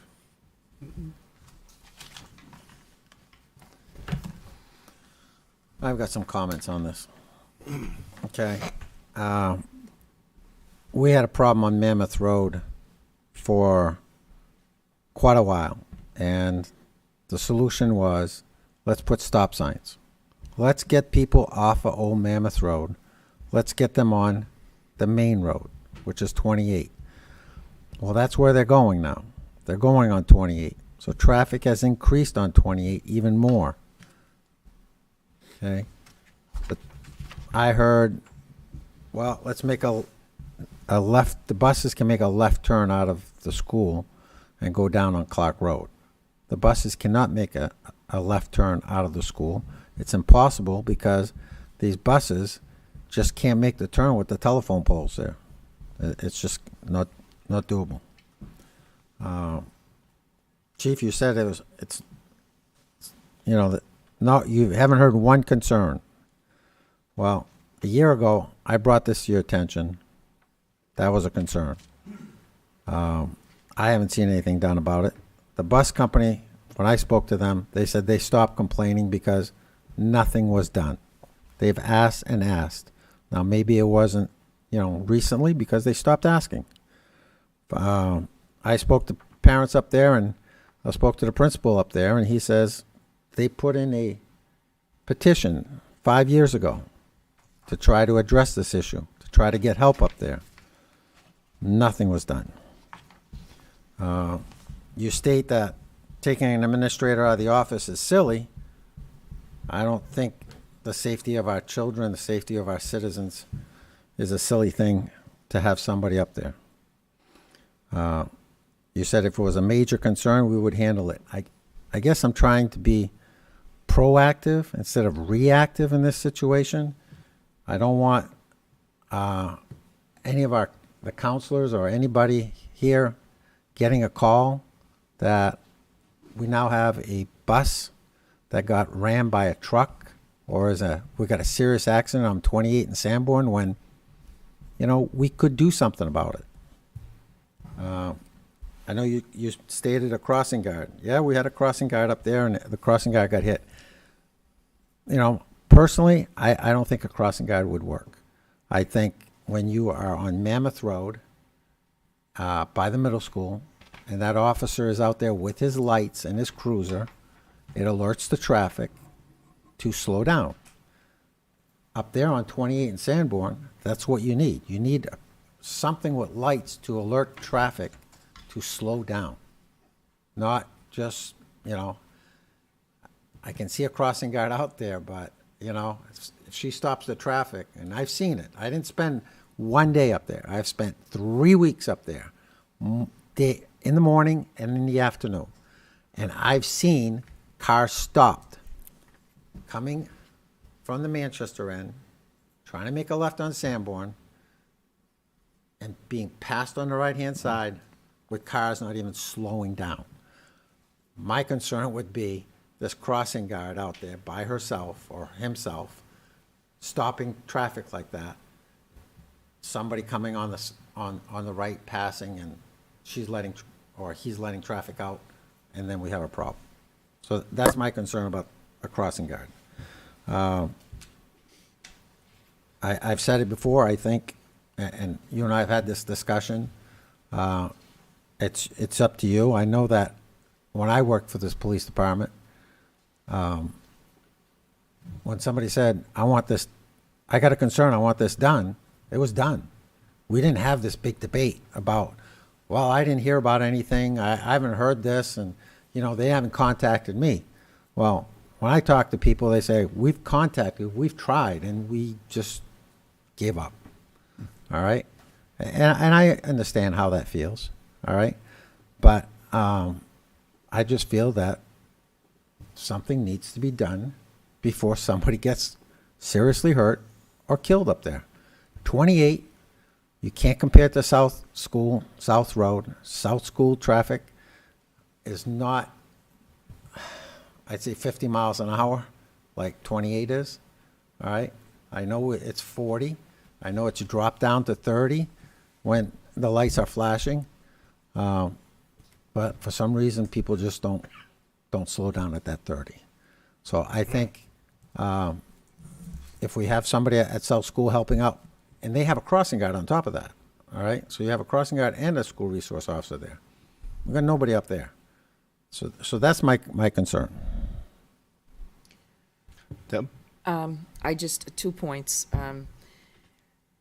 The light that I was asking about, it's not in the ground. It's actually a sensor that goes on top of the light pole that goes, goes across the road. And the light, the sensor can read where cars are. And that's what flitches the switch. I did a little bit of research. I don't know if DOT doesn't have them, but we do have them. And I can send you a couple of links. And the cost didn't look much. It was like, I don't know, I can't remember. It was affordable. It wasn't crazy expensive, these switches that they use. I'll send you the link, if that's okay. That sounds great. Deb, I think to get to what our town manager and chief was getting to is that the state had done studies and they did not deem that intersection was necessary to have even a lighted intersection at that. Well, we have a pedestrian light. It just sits on top of it, and if there's a car in a queue, it registers it and it switches the light. Just like someone pressing a button, it works the same way. That was the way I understood reading what I read online. Again, that's not my area of expertise. I just want to, so I'm not going to speak for our town engineer who's in the audience, but the way that light works is a pedestrian walks up to it and hits a button. Right. And that. I understand that, Kelly. I totally understand that. This is in conjunction with it. It works with that. I just want to make sure top. it's clear so people aren't thinking that it is currently registering vehicles. No, not pedestrians. I'm talking about maybe looking into potentially purchasing this thing that sits on the top. You think there's some kind of a technology that There is. provides that? And I'll send you the link. I mean, I don't know. We got to do a little more digging. That's all. Send me But whatever you're referring to. I don't Sure, know anything no about what worries. you're suggesting. And if The you other don't, thing I wanted to just address Please. is, I'm sorry, I think I agree with Dan. I think that's a great idea. The state police do it all the time. They just leave a car there with nobody in it, and it just slows down the traffic. And that might be the answer, or not the answer, but it could be a movement in the right direction. That's all. I'm trying to get to all these. If you don't mind, Mr. Chair. Mr. Bouchard, I'm not aware of any petition from the principal some 5 years ago. I don't know Not anything. from the principal, from a parent. Okay, I don't know anything about that. 5 years ago, I was not the police chief, but I was in charge of operations. I don't know where that went, who it went to, any of that. I don't know. My recommendation or suggestion was that, buses and parents, or buses and moms and dads that pick up their kids in their personal cars, there are other ways out of Sanborn Road. There's two. There's Clark Road and there's 28. What I was referring to is if I was that concerned, again, if I would go down Sanborn and I would take a right on Clark and I would go out down there. I'm not making excuses. I'm trying to help make a suggestion. The left part out of the school, again, I get it. But at the same time, these are some things that we're trying to think of to be creative, to help what is perceived to be a new concern that, again, I wasn't aware of. So much like the Old Mammoth Road, we had like 5 accidents in 3 or 4 months up there. We had a car almost drive through someone's house. I don't like comparing the what ifs and hyperboles of what could happen. I think that's wrong. We're going to jinx ourselves, and that's not okay. And as a police chief, I know you can understand why I'm saying this. I do care about the community. Every single day, we perform at the highest level to protect the men, the women, the children of these citizens of this town every single day. This concern, as I said about 12 minutes ago, I am going to look into it. We have the data that doesn't suggest what people are implying. I don't overreact. I don't freak out. I'm going to look at it. We'll try to hire someone too. And if I can get personnel up there, and if they are available and free, we will help. I'm not going to stand here and promise you that I will have somebody up there every single day before and after, because I can't. I cannot. What happened 20 and 30 years ago in police work that you and Mr. Lynch talked about, I don't know. 30 years ago, I didn't work there. We're a bigger PD. We have a lot more calls for service, but ironically, the staff on day shift is still the same. The difference is we have 4 SROs instead of 1. So we are growing in that area. And as I mentioned before, as I told some of the members on the town council when I first got appointed chief, one of the goals was to increase our staffing and add an additional SRO. That would be 3 that come off of my total head count to put into the school. 3. I'm only required and mandated by the warrant article to have 2. But we feel as though, as a police department, the safety of the kids is important to have an officer in the school. That's why we have 2 more. So I hear your concern, Counselor. Well, I appreciate your efforts in moving this forward. We can and we will work together on a resolution. It just may not be overnight as you would hope. I just want to make one more comment. I mean, people have used this all the time, you know, when they want, when we want an extra officer as a school resource officer, we always use the excuse that, oh, we got to protect our kids. The most precious thing that we have is in our schools. All right? Well, the most precious thing we have coming out of North School are our kids and parents. So I will end with that. And it's up to you guys what you want to do. Any other questions or concerns from that? Ron. You're good. So I'd first say regarding the intersection, it's a state road, and the state has to determine what they will or will not do with that intersection. I think we were lucky when we were able to actually get the crosswalk in when we did. And I believe it's still under the grand scheme of the triangle intersection with the mobile station that's there for their 10-year big master plan. And if they're still deeming that that intersection is not worthy of a light, we cannot make them put in a light because the state owns that road. And I would really recommend at this time for us to look at doing a crossing guard to work at that intersection when we can. Yeah, I think I just don't want to confuse the two things. I believe Ms. Paul was asking me 2 weeks ago or a week and a half ago, whatever it was, but I was under the assumption you were saying something when someone pulls on the Sanborn, it trips the crosswalk, it stops the car so people could dump out. Right. That's what I asked, and that wasn't a thing. But you're talking about something completely different now. Yeah. But in that same inquiry that I made with DOT, I did ask, historically, what's the deal? Was there, or why isn't there, a traffic signal in that intersection? And that was the information that I got. So if you can, I'll send you whatever, the link. Like I said, it was yes, just a please. thought. I mean, I'm just sure. trying to find a solution Yep, to nope. make everybody happy. I get that.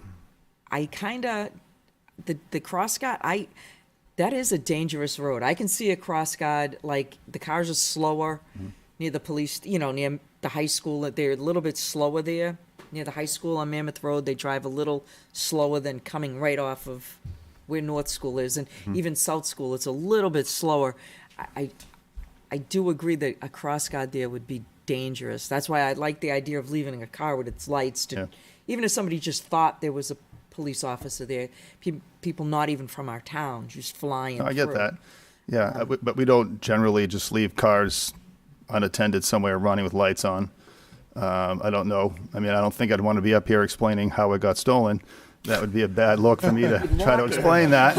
I left a car running on 28 and someone's out joyriding. I thought I was going to be able to take one for a joyride. We can let you drive one if you want. That's scary. No. Okay. So I hear you loud and clear.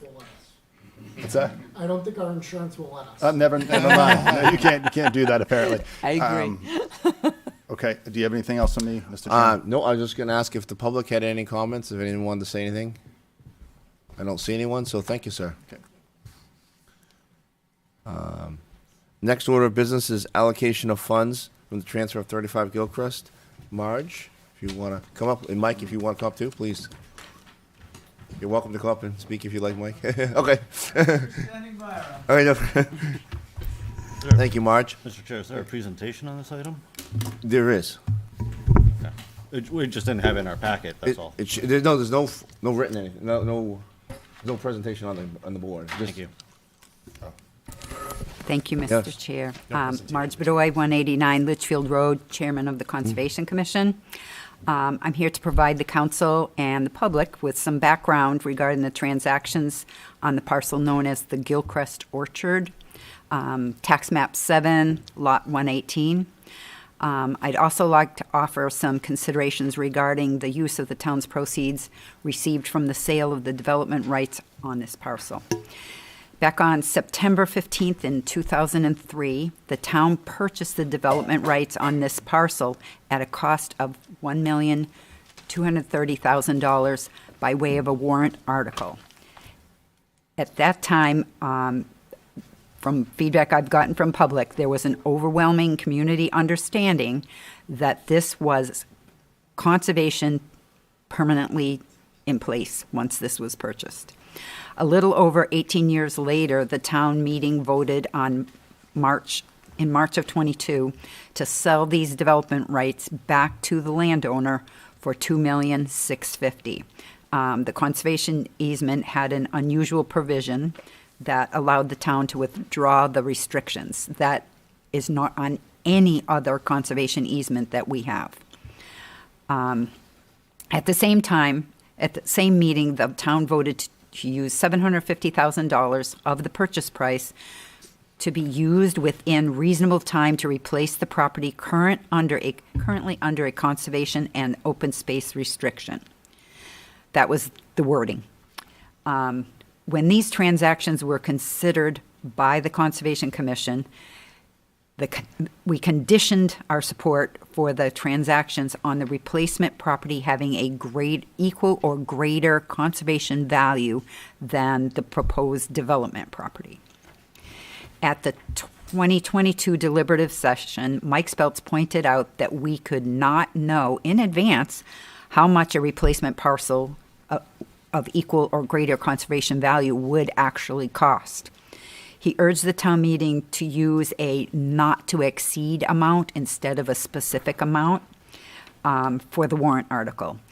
Town Council Farrell stated that it doesn't restrict that we have to spend this amount. It could be more or less. Town Manager Malaguti explained that they needed to have a specific number as a matter of practicality and legality.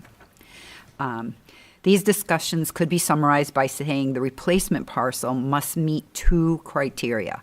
It must have equal or greater conservation value than the parcel being developed to be acceptable by the Conservation Commission. It must cost less than $2,650,000 because that's all we're getting.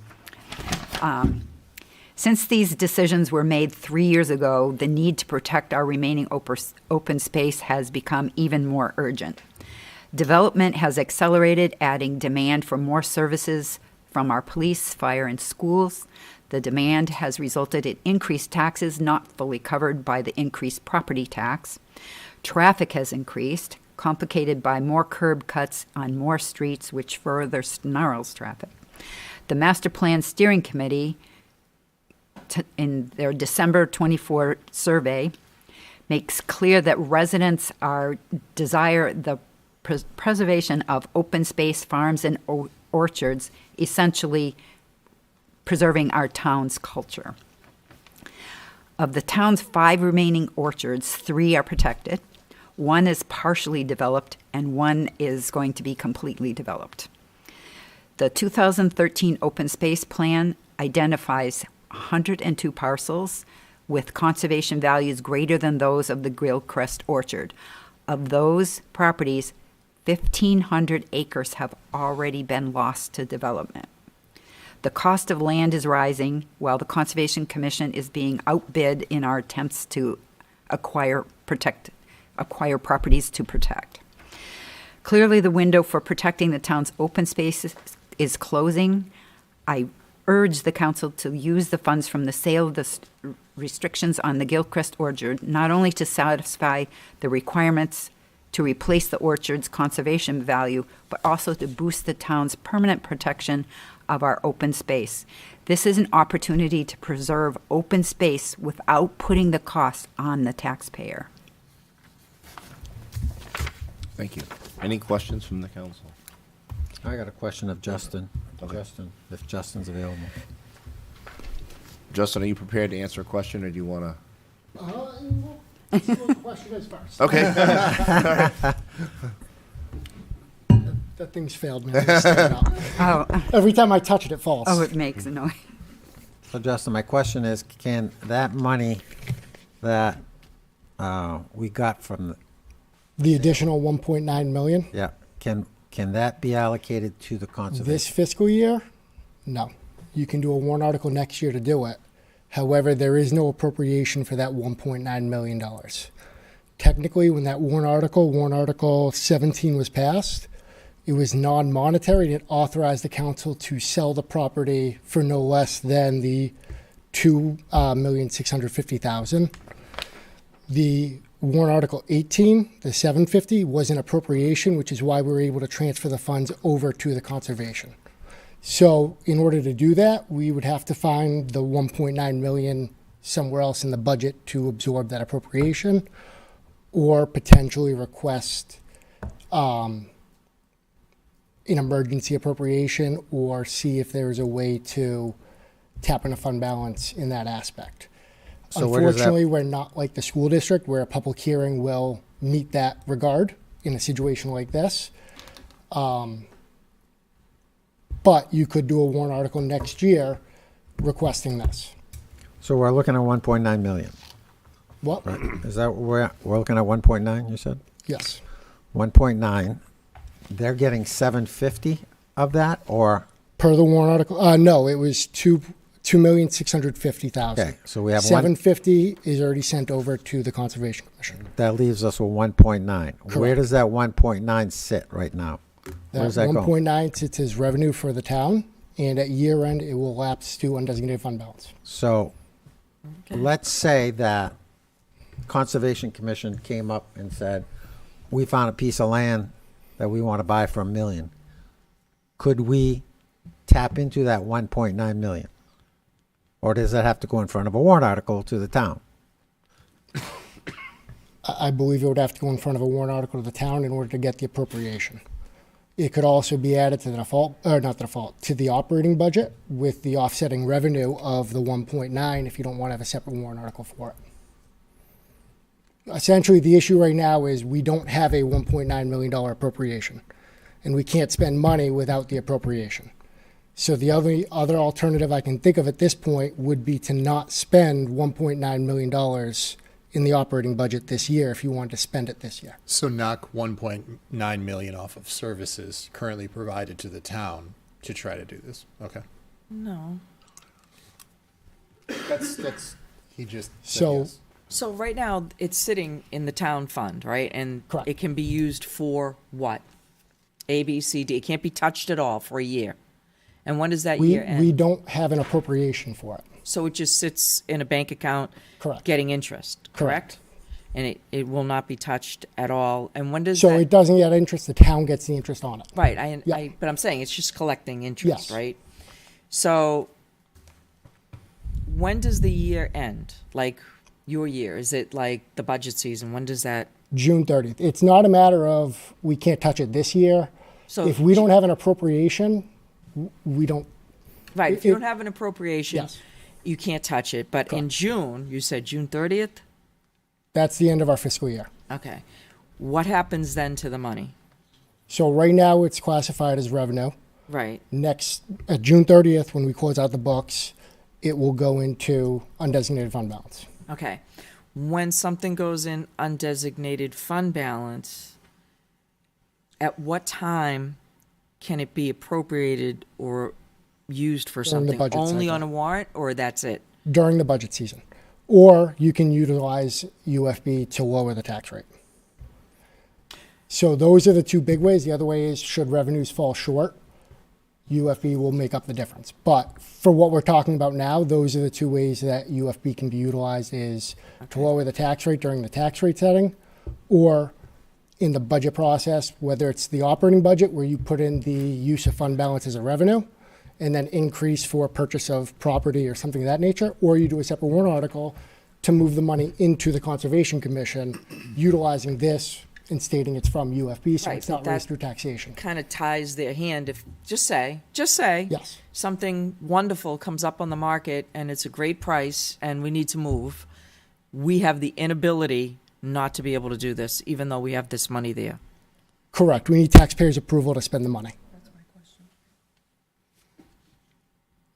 We can't unilaterally spend the taxpayers' money without their approval. Okay.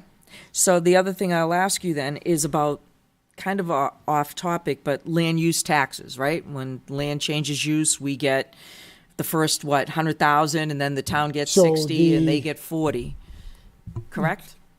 With one exception, they get the first 100,000. That's what I said. Oh, you said we get the first 100,000. Well, I meant conservation gets the Yes. first 100,000, and then Yes. the town gets 60% of that, Yep. and the conservation gets 40. Correct. So So that money, that's a fund, right? That's somewhere. that money gets transferred into the conservation fund, and they can utilize that. They currently have 1.4 million in their open space account. Okay. And so I'm going to ask another question. How can that land use tax percentage change? The last time it was changed or attempted to be changed was a warrant article. I'm sorry? The last time it was attempted to be changed was a warrant article. Okay. You don't know when, though, right?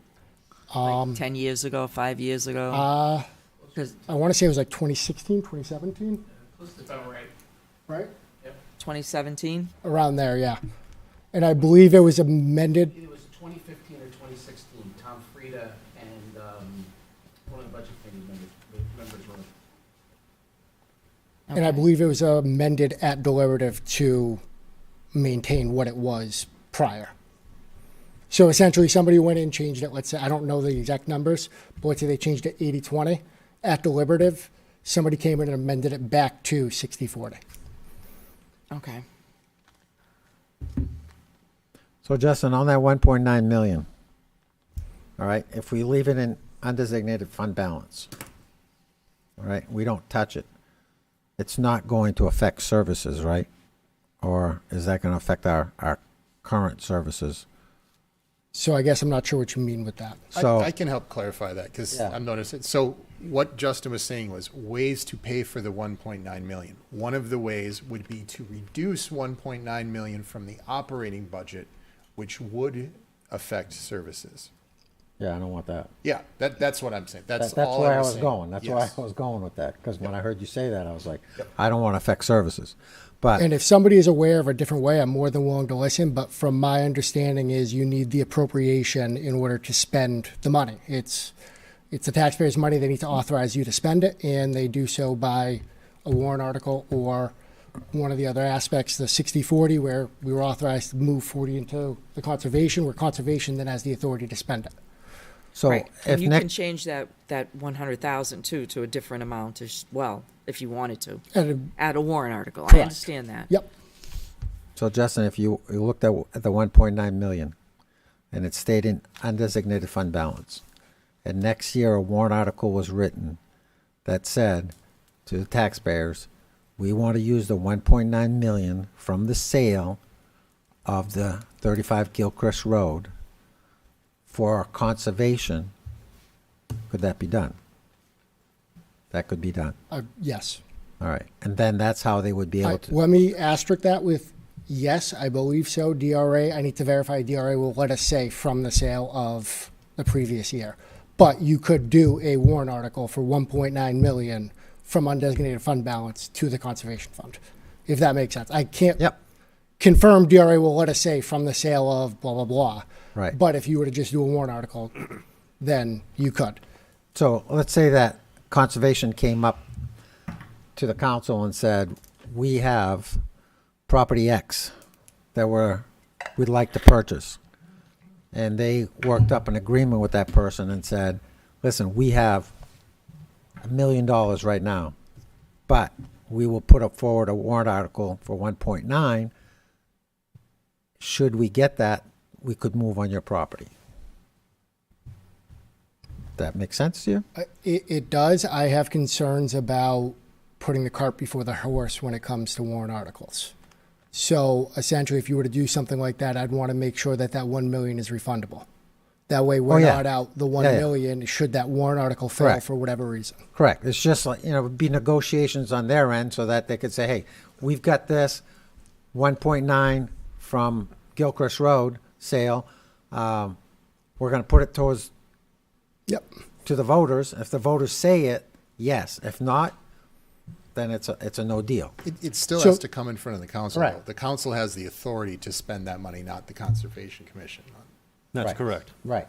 Just But to if be they, clear. what I'm saying, Sean, is that if the Conservation Commission went out there and found this property and they said, this is a good deal, all right, brought it to the council.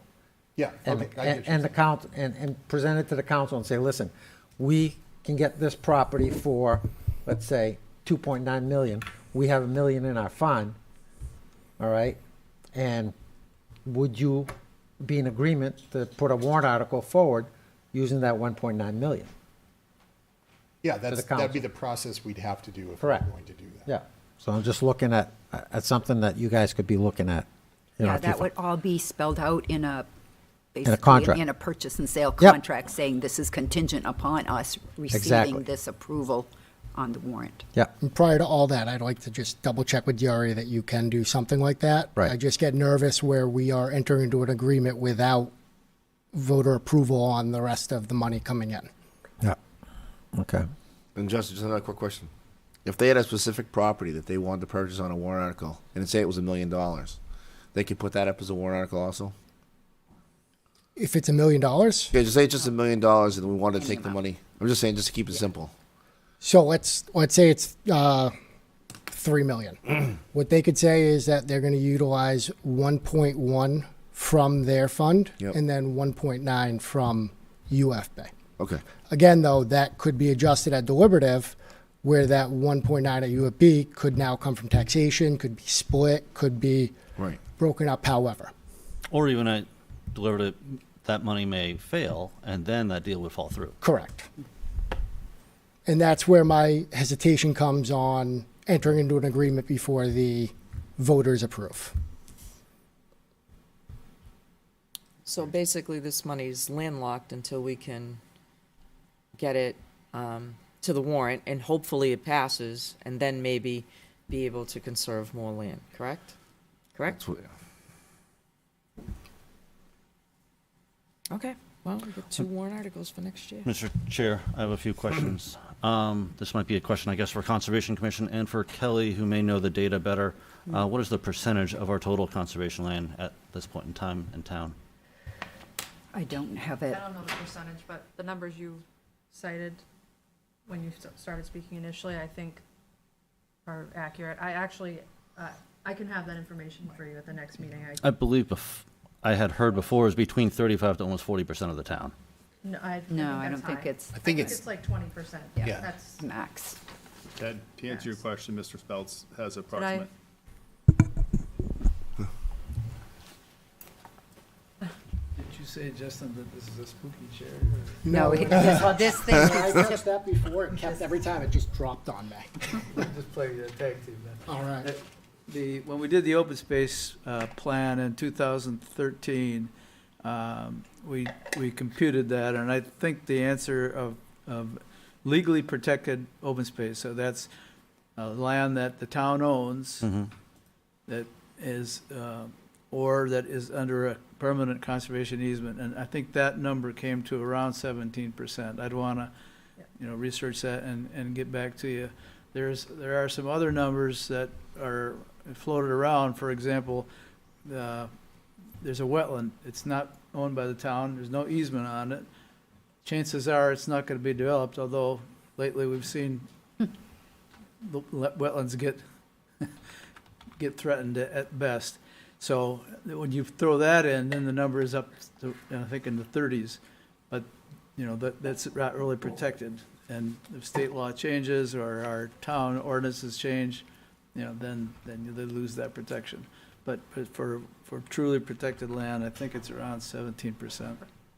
I would agree with you, but I just want to make sure it's clear. So, for example, when we have easements over property like Max Apples, that's not protected per se, not in its entirety. There are easements. There's a difference between 100% protected land and a conservation easement in some instances. Yeah, should that be. number, I think, includes like Max Orchard, because basically the key is, can it be developed? Is it for agriculture and forestry use only, or is it prohibited to have commercial or industrial or residential use? Those are the biggies. So the easements dictate what the use can or can't be. Right, conservation easement does, right? That's where the protection comes from. Any other questions? I guess I'm also just wondering, I mean, you had mentioned some potential properties, and I know a lot of times you guys look at properties that are actually meaningful properties to actually purchase or not. And I know when I had sat on the Conservation Commission in the past, it seemed like the properties were kind of drying up in town to purchase. Well, they're out there, but it's also, you can't buy something that's not for sale. Correct. Which, you know, not everybody wants to sell their property. And so it's kind of, we don't know when something is going to become available. We have, you know, our wish list. You know, as Marge said earlier, we get outbid. So we're signed up for what's called the Land Trust Alliance Standards and Practices. So we have assumed an ethical obligation to protect land in a certain way. And one of the key elements of that is, and it's really designed as a protection of the taxpayers, is that we have a third party establish the value of any land that we want to purchase. So it's not up to us to say, man, that seems like a pretty good deal. We go to a professional appraiser and have the land appraised. So he comes in at X amount. But if a developer with a different approach, or for example, somebody that said, well, I think I can figure out a way to do a planned use development here that's going to allow me to do a lot more, then the land's worth more to me because I can pack more into it. So they come in and you know, they get an offer from the developer saying, well, I can get X from the Conservation Commission, but I could get 2X from the developer. So, you know, we've lost land that way. So you truly need a willing seller, meaning not necessarily only somebody that's willing to, you know, sign for a certain price, but willing to see their land, you know, go into conservation. And that's sort of a double challenge for us. I can say as long as I've lived in this town, I think one of the best parcels that we lost was north of Pillsbury, the Max property. Right. Oh, yes. You know, conservation had done good work on that, and we lost it. And that's unfortunate. No, that's a perfect example. Exactly the situation he's talking about. Yep, exactly. We had a appraisal done. We had a number. We were in the process of negotiating it, and then the Pillsbury development came in with a much higher number, and yep. the owner said, I'll take the bigger number. Right.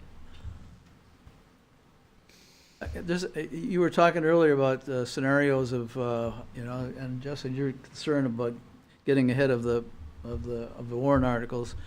A number of years ago, probably 15 now, we purchased a piece of land on the north side of the Musquash that we added to it from a family named Burchell. And we did that in 3 phases. So we had a purchase and sale agreement that said we will, and we actually had to go out and get surveys. We bought that 1/3 at a time. And therefore, we didn't lock in our obligation, but we locked them in to sell that land to us if we could raise the money, which fortunately we succeeded in doing. So it can be done that way. Any other questions? Thank you, guys. Thank Appreciate you. it. Thank you. Mr. Chairman, since my name was invoked, and I'm supposed to know something about this, I came back. So the taxpayers went out and voted to buy the land. The taxpayers are expecting relief from the 1.9 million, which you can give. You don't have to go to Superior Court, and you can give tax relief. That's the one thing you can do out of the UFB. So you need to take that into considerations. That's what the taxpayers are looking for. The taxpayers didn't say to you, we wanted you to give it all to conservation. The taxpayers made another decision on another warrant article that they didn't want it all to go to conservation. But you can give $1.9 million in tax relief if you want to. Thank you, sir. Moving on to old business, website, recap. Ms. Hilden. Can I steal the keyboard and mouse?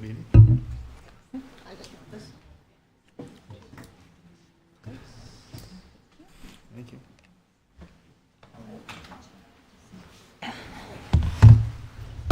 Hello, counselors. So I thought I would just come back and speak to you briefly because I did come before you last August in order to start this process. So I thought I would come to you and let you know that for all intents and purposes, we are out of the launch phase and we now have the new website. We finished it on time. We actually finished it 2 weeks earlier than we were initially projected to. We underwent the transition on April 1st, and we came in on budget. IT, Tom Hodge and I did opt to move over to SSL certificates, so we are spending an additional $178 per year with Civic Plus to provide the security for our 2 additional domains. We decided that during the process because it turned out to be the better option to house them. But other than that, we didn't spend any additional funds. I did want to just make sure everybody knew this one thing about the agendas and minutes, because I have gotten a lot of questions about, well, where are the minutes? Because they used to be in 2 different places. Now the minutes are these little check boxes right here. So for anybody who doesn't know, if you want to go look up your minutes, they're attached to the agenda. And then also, if the media is available, you can click right there. They did not move over the media links. I did this myself the weekend before the launch. So if any are missing, I might have missed a couple here and there. But they are still all available on the web, on the cable access channel. The other thing I wanted to draw people's attention to is this form right here that's still living on the main web page, the Ask Us a Question. If there's anything you can't find, if there's anything that, I need to change that picture out. I'm glad I clicked on there. Still working out a few tiny little bugs there. If there's anything you can't find, if there's anything that you have questions on, if you submit this form, it goes straight to me, and then I distribute it to the relevant department. So you can use it for the website, but you can also use it for something you can't find anything about on the website. I did want to make you all aware, because I've had a couple questions about this. Our contract with Civic Plus was to move over 400 meetings. So 400 meetings worth of agendas and minutes. We paid $4.25 per meeting to move those over. So that's why we capped it at 400. We figured that was a good starting point to get over, and that got us back to 2002. So if you're looking for any documents in terms of agendas and minutes older than 2002, those are going to be uploaded starting probably the first week in first week in May. So I'm going to move them over. All of the records from the old website still exist. They're all saved. Nothing was lost. They just need to be re-uploaded in chunks. And so back when we signed the contract, Tom and I thought about, how many per hour we could do and where that line was between saving money and expediency at launch. And so that's where it landed. So if anybody's looking for anything older than 2022, in the meantime, shoot me an email. If there's something that there's a set of minutes that somebody uses a lot, use that question form and tell me, and I'm happy to prioritize that. But I just wanted to give you all a chance to ask me any questions about the merge and then the migration, and otherwise just let you know that it's done. Any questions from the council? Mr. Chair. On our last website, we had on our economic development, or potentially on the home screen as well, a lot of data about the town, demographically, and a lot of statistics about the town, financially, and as well, there were actually items on conservation in there as well. So I was trying to find that. That was very outdated. So anything that was time sensitive and outdated, Civic Plus wouldn't migrate it. Okay. I know the page you're talking about. Mm-hmm. It hadn't been updated in quite a while, and so rather than migrate out of date information, we decided we were going to start a lot of those things from scratch again on this website. And so it is still something that I'm building on. For example, although I had found it interesting on the economic and planning page, we have a lot of stuff on the airport area design charrettes that got moved on over. On what? The airport area design charrettes from 2003. And it depended on what time. It might depend on what type of document it was too, whether they moved it over or not. There was a different protocol for web pages and for documents. Okay. So it's very educational and very interesting. The airport area design charrettes, if anyone would like to actually go to them for what could have been done for that area. But I just thought it was interesting what got moved over, what did not. And it was, for example, the drop-off center, what it moved over, the 2025 drop-off center document, that didn't make it over. And so that was one of the first things I needed to change. And also I accidentally hid the entire cable website. That was on me. Drew sent me an email and say, hey, people are wondering where we are. Can you fix that? I was like, yes, I can. Sorry. So, it is definitely still, Christine Perez pointed something out to me the other day. I got a call from Peter Curl saying, hey, the fire department's phone number isn't on their page. He was right. It was the town hall phone number. So as I'm getting these, I'm cleaning them up right away. So I really encourage you to let me know. Adding on a whole tab for how you can connect to the different sections to watch a lot of our videos either live or from recorded. I think that's a great addition to have to the page. Yeah. So there's the watch tab right at the top. You can, and I added the YouTube on there as well because on the previous website that wasn't really that when that website had been created, that wasn't an emphasis. But now Drew and Aaron are so good at putting the stuff on there that a lot of people stream it live on there. So, but yeah. So like for example, legal notices was a page that Alicia and I worked on today. So wonderful. Yeah. Any other questions? Is there a way to put a quicker, easier button up at the top for calendar? How you have to scroll all the way down? No, there isn't a way to put the calendar there isn't really a way to put the calendar at the top. The calendar the structure is to put it at the bottom. That's some of these things a few things are very much fixed, and that's the order on the web page.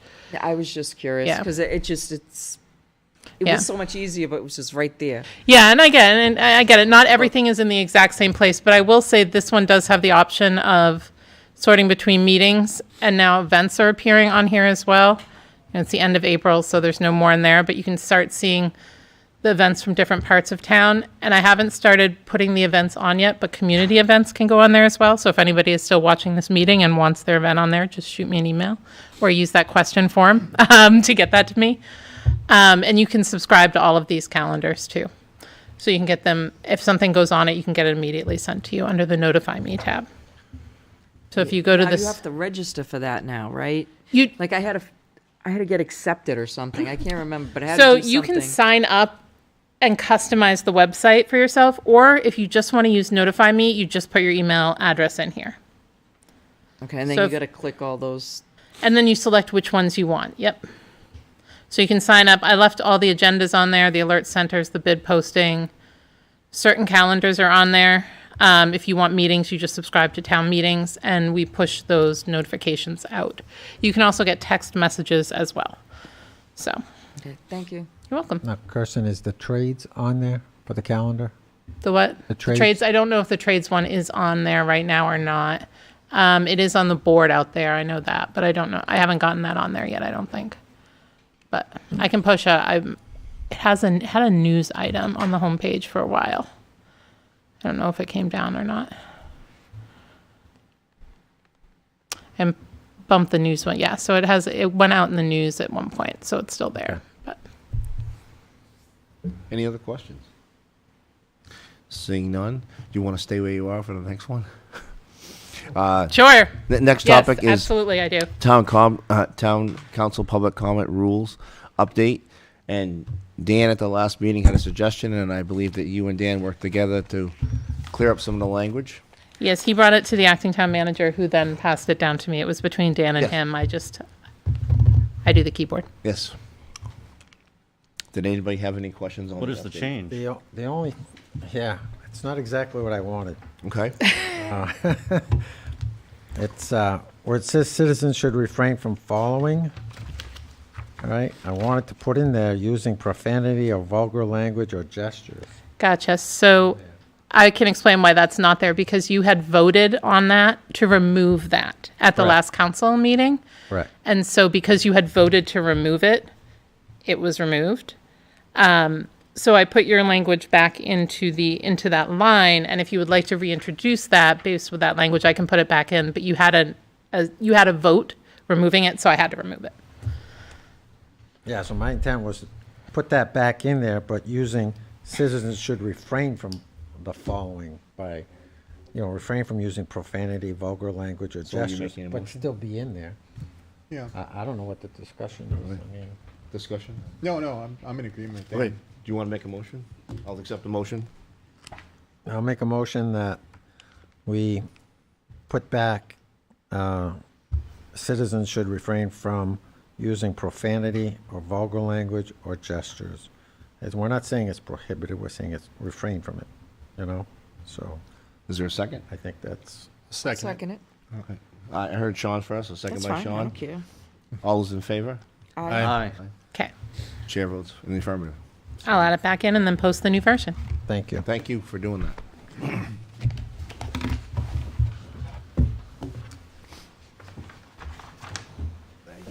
It's all good. Well, if it breaks, fine. Next is the approval of minutes, and we had a suggestion by Deb that on the counselor rules that we updated and put the counselor that suggested the rule, suggested the not the rule, suggested Goals.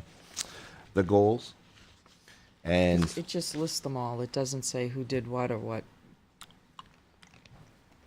just by basically putting who set each goal. Sorry, me again. Yep. So would you like them amended and brought back to you at the next meeting then? Unless the council feels like we can just say that to amend that and then vote on it. What do you guys want to do? Doesn't matter to me. Yeah, I've got other amendments too. Okay, what do you have, Dan? Under public comment, when Dennis Martin talked about the RSAs, and I thank the acting town manager, not Kelly Karen, for having the code enforcement officer pick up the political signs. And then under Dan, excuse me, can you repeat that again? I didn't catch you. Hold on, Dan, you see the numbers right here? Okay, They number refer to the line, so if you tell No. them the line number. it number helps. 44, Kim. Okay. I thanked, it says K. Karen. It was actually you that I thanked for having the code enforcement officer pick up the political signs. Okay. That we talked about. Under old business 81, town council rules of order, there's no mention of the wording that was changed. Because we had changed some Do the wording. line number. Line 84 to 87. There's nothing there. It just says that they discussed adding a second public comment. They discussed allowing the chair to assign counselors to committees. There was, on adopting the rules of order under the organization, and we had voted on that, was that the council will meet at the organizational meeting and select committees to serve on. But that was never put in there. Dan, are you suggesting that on the minutes, there was something left out Yeah. that you would like to be re-entered? Yes. Okay, so that would be, If- I'm drawing a blank on the lady's name that Beth we have. Bengali. So if I Thank may you. ask you a favor, I can amend them. I can amend Beth's minutes, but I would ask that perhaps that these are a little bit more substantive changes than are easily discussed here. So if I could ask you a favor, Mr. Chair, can I get those changes emailed to me? Absolutely. And then I can incorporate them and bring them to the next meeting. Yeah, I think can that's email probably it. because the number of them, it's just going to be easier to do, and it does Agreed. involve some judgment calls. Yeah. So, thank you. So we will put that vote off to the next meeting. So Dan, that was 44 through 48, somewhere around there, is that what you said? There was 40, line 44. Okay. Instead of K. Karen, it should be your name there. Got it. And then under old business, I'll email Kristen. Any other updates for the minutes? We good? Okay. Liaison reports. Budget Committee had, Kirsten did a wonderful presentation on night 1A for the Budget Committee. Also in attendance was Liz Thomas, who had invited the library trustees to come, but she had attended there as well. I had a meeting with the airport director. Things are going, internal airport director. They have not selected a new one yet. Tom Meliforn is the acting director. Things are going quite well at the airport, and they're in their development of their next master plan for the airport for their 10-year plan for 2026. And as well, I was at the Londonderry Arts Council last Thursday. They actually had, not last Thursday, it was the Thursday before, sorry. They had a arts cafe at the senior center. Hopefully people were able to join. Unfortunately, my son was quite busy with soccer and napping, so I was not able to get on over there. But they also have another event coming up on May 17th called Wild Apples Launch Party, where they are launching a literary magazine. They actually had quite a few responses. I believe it was certainly way over 100 responses to be part of the literary magazine, ranging from poems to short stories, fictional and non-fictional. There's even a song that's in there. So they're going to be having an event at the Morrison House at the barn. They're going to be having a party for a launch party of it. People can buy the literary magazine if they'd like to, and I think they're hoping to get a few out to the councilors and to the town manager if they can. And then as well, they'll be having Concert on the Common starting up in June. And certainly, they're looking forward to a large season this year. And one of the big names that they were able to get last year is coming back this year, the band name Couch. And so they're looking forward to a good season. Excellent. Any other updates? Yeah, I had 2 meetings. Okay. I think it was the very first recreation meeting I've ever gone to since I've been in Londonderry. So that was exciting. I was totally amazed at the amazing things they do with the kids in the town and all the different programs that I had no clue that they did. And the volunteerism there is astounding. It's just really stellar to see people, really caring about the kids' feels and what they're doing and being active in that whole thing, and to know that volunteerism is still alive and well. I did ask them for a couple of their top 5 wish lists that they would like to see happen in town. So they just got that back to me. So I'm kind of looking at things that they may not have budgeted for, but really, really need to find some innovative ways to help them fund those projects. But they do an amazing job. The other meeting I had was Beautify Londonderry. That was just before this meeting. And they as well are in full gear right now with their roadside cleanup. And you can go to the library and pick up some utensils in which you can do this in your neighborhood, have a group do it. So that was kind of a great idea. That was John that came up with that idea. John had asked me, as well as the whole Beautify Londonderry committee, they wanted to know if they could put, like they have in the library, an area in this little lobby here, small area, some of the bags and little cloth things and gloves that people could just come in and get. John said he would come in and give a presentation on May 5th if you'd like. He'd actually show you the display, and he did say that the group would come by and make sure that it wasn't messy and that it was fully stocked. So that was something he had asked, and so I'm putting it out there. They only want it out there from now till October, and it would disappear after that till next year. So it would be there from now to the end of their spring and fall cleanup, to be able for people to get bags to help with the little problem, so that Dave's team can pick those things up on the side of the road.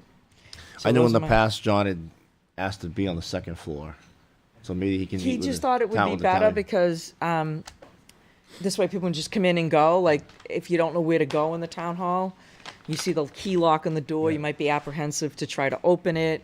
It was just being more convenient. He said it was small and it wouldn't take up a lot of space. I know he made it himself. Yeah, so he wanted to display it. He didn't have it with them tonight, but he said May 5th if that was okay Yeah, to come in and show us. So that was all I had. I have one update also. Conservation Commission today at Scobie Pond now has a boat launch. Yep, It was installed today, so. pretty amazing. Town manager report. So first off, I just want to say congratulations on a well-deserved award from the Londonderry Fire Department. It was all over social media. The recognition just goes to exemplify as the acting fire chief pointed out, the exemplary performance of LFD. Also like to point out the fact that this website, Kirsten Hilderman, has been working exponentially on getting this thing up to speed. What you may not know is while Kirsten was on vacation doing a grand tour of Europe, she still found time, which is beyond me, to do some of this work. Yet again, this only echoes, I think, what Councilor Bouchard said in the beginning about the great employees that we have here. Again, on vacation, doing this stuff. Most people don't work on vacation. Good employees do. However, there is going to be ups and downs with this, so everybody just needs to please be patient. Get familiar with it. It's like anything else that we get when it's new. A new car, a new cell phone. We don't like it. We love the old thing. Why do we change it? And then after a couple of weeks, it's great. So kudos to Kirsten and Tom and other support staff that's helped you out with this. Great work. Thank you. Unfortunately, I gave a brief last week or 2 weeks ago about a potential engineering hire. Unfortunately, the candidate that we had interviewed prior to the second interview took a job somewhere else. So back to the drawing board. It's frustrating. I know I spoke to several counselors about what we're going to do. We're going to keep on plugging away and working with the assistant town manager and John Trottier and Tara.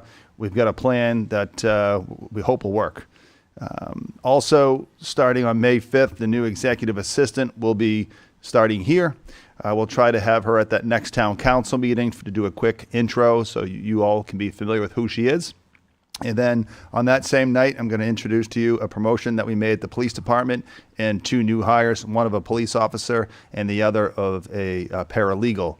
Other than that, that's all I have for town hall related business. Thank you, sir. Assistant Town Manager. Thank you, Mr. Chair. So just a reminder that the planning board is having a work session this Thursday. They have invited the council to participate in that meeting, should you choose to. And just want to clarify something that I've seen circulating about one of the items under the zoning amendments, and that's the legislative updates. That's in respect to the 2024 legislative updates that we are required to make. So again, that's not in relation to the proposed bills as they are proposed. So just wanted to clarify that point. But again, the councils have been invited to that meeting. It's been noticed as such, and there will be an opportunity for public input. Thank you. Kelly, time? 7 p.m. in this room.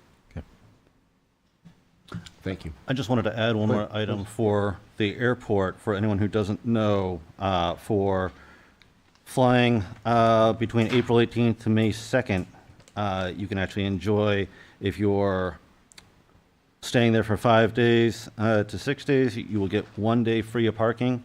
If you are parking at the parking garage for 7+ days, you will get 2 free days of parking. Nice. Excellent. Any particular reason or? For vacation school week. Okay. Excellent. Is there any public comment? Tony, you didn't speak yet.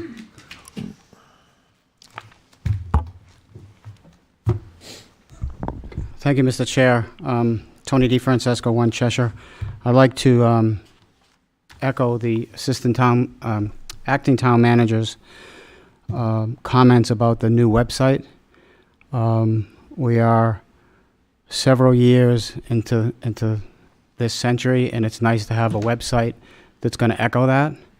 And not only that, but I see a pathway into the future with this new website. It is new.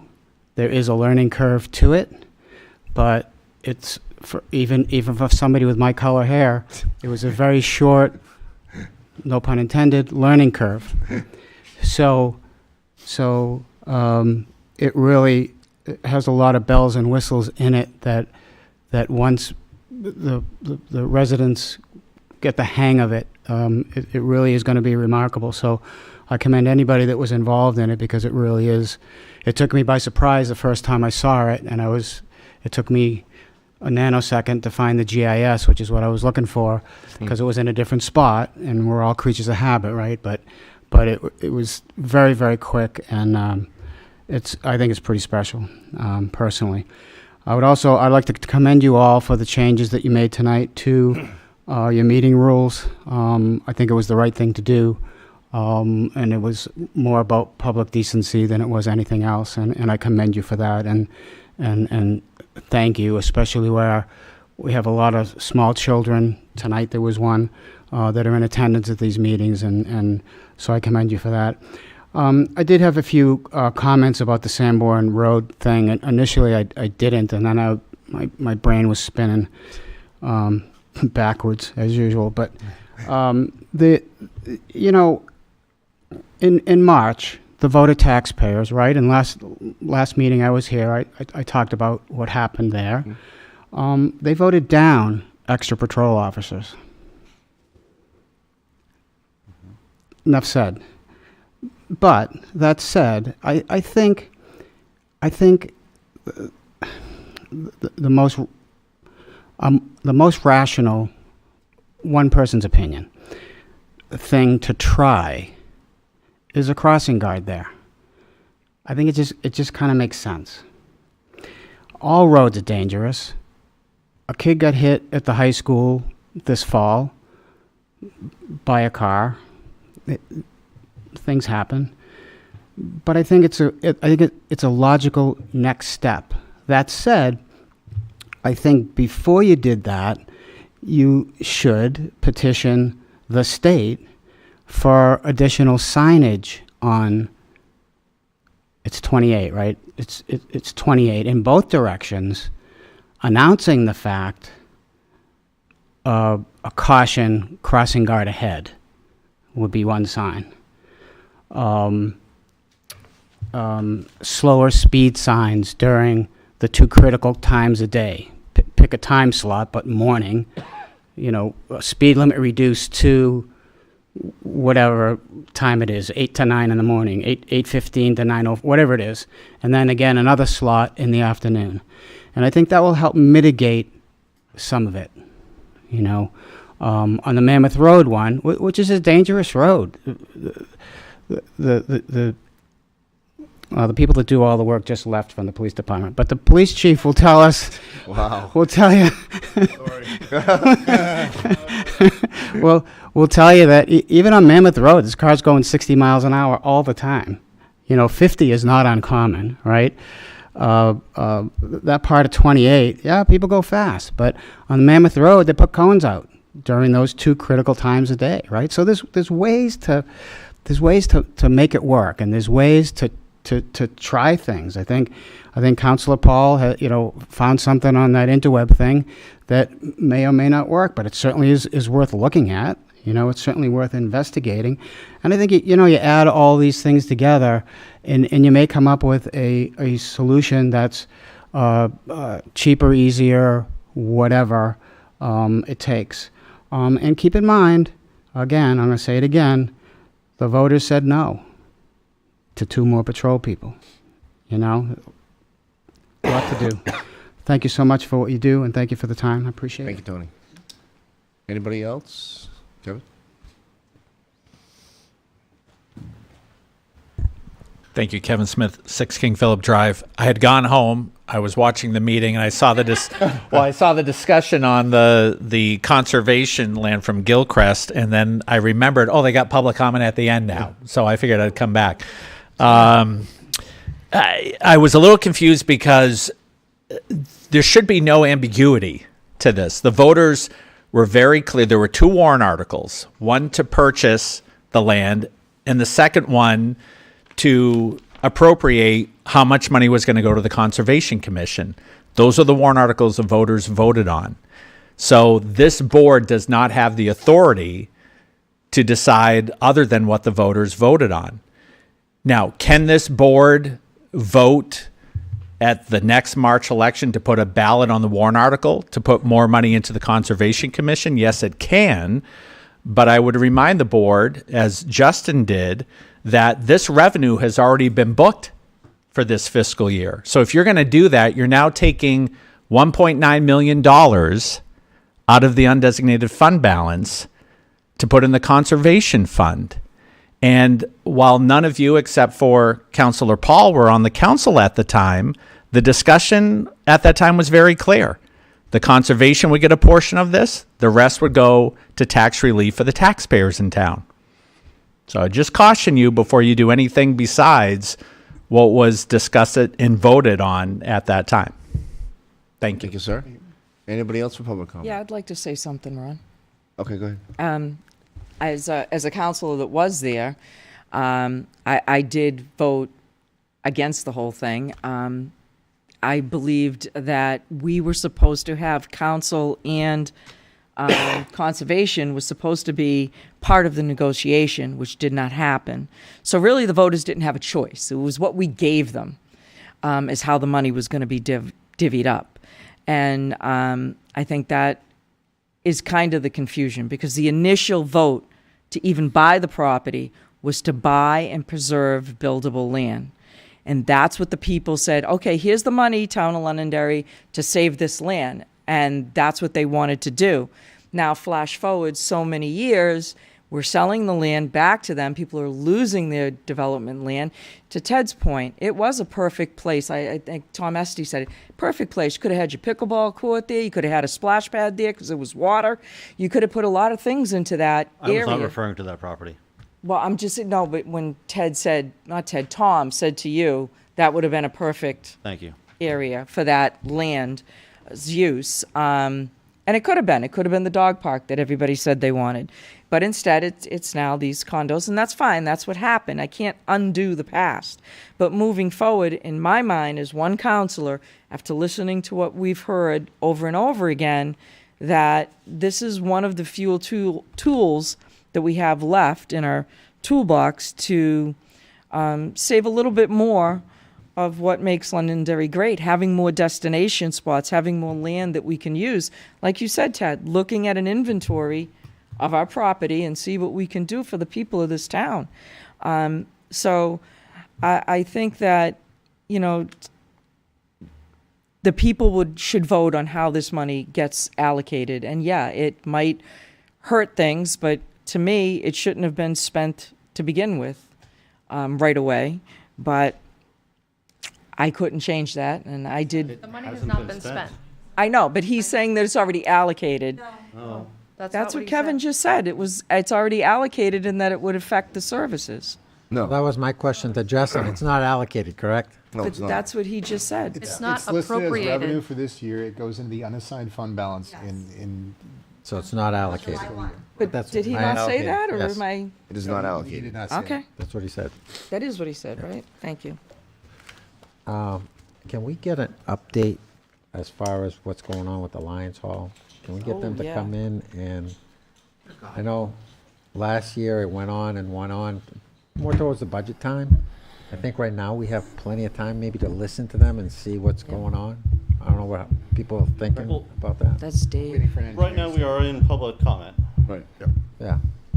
Good, sir. John Farrell, 4 Hancock Drive. Kevin Smith said it was allocated to the undesignated fund balance.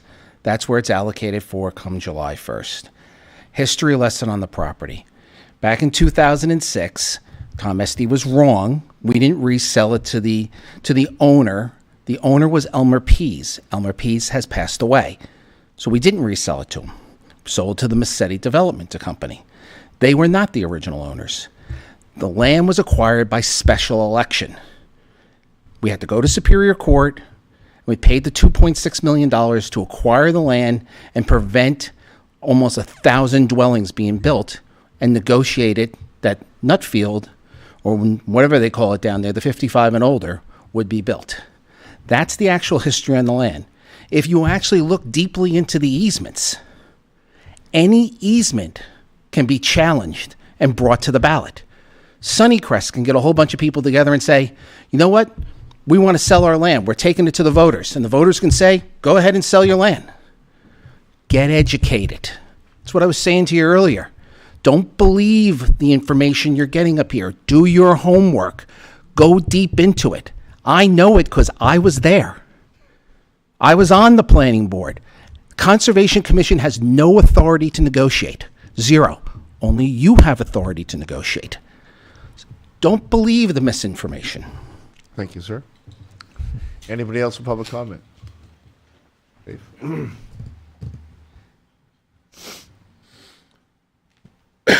Dave Wally, Public Works Director. Just to give you a quick very quick update on the Alliance Hall. So on April 7th, the structural engineers came back to get under the building. They did some of the interior stuff back in early February. They returned April 7th. They did the one underneath. We actually did have to cut a hole in the floor to do some of their analysis. So they're just now it's just a matter of bringing all the data together and compiling everything, putting it into a report. Once we receive that, we'll get it to the committee, and then pleasure of the board. Oh, that's good. Thank you, sir. Mr. Chair. Yeah. Reverend Morrison, Meeting House. Mr. Chair, I have a quick question for Good. Dave. Yeah. I believe back in the fall, we had actually approved this other company from New Hampshire to go through and do their study of the property and what it would actually take to do. Do That's you know correct. where that may stand? That is this company. That is that company? Yeah, Okay, I they thought you were referring to another company. Yeah, Thank you. they subbed out to a sub to do that. Thank you. But they're doing the overall and then pulling all the information together to put the report back to us. Thank you for the clarification. Yeah. Thank you, sir. Anybody else with public comment? Seeing none, I will take a motion to adjourn. So moved. Motion by Ted, Second. second by Sean. All those in favor, say aye. Aye. Chair votes in the affirmative. Thank you, everyone. All right.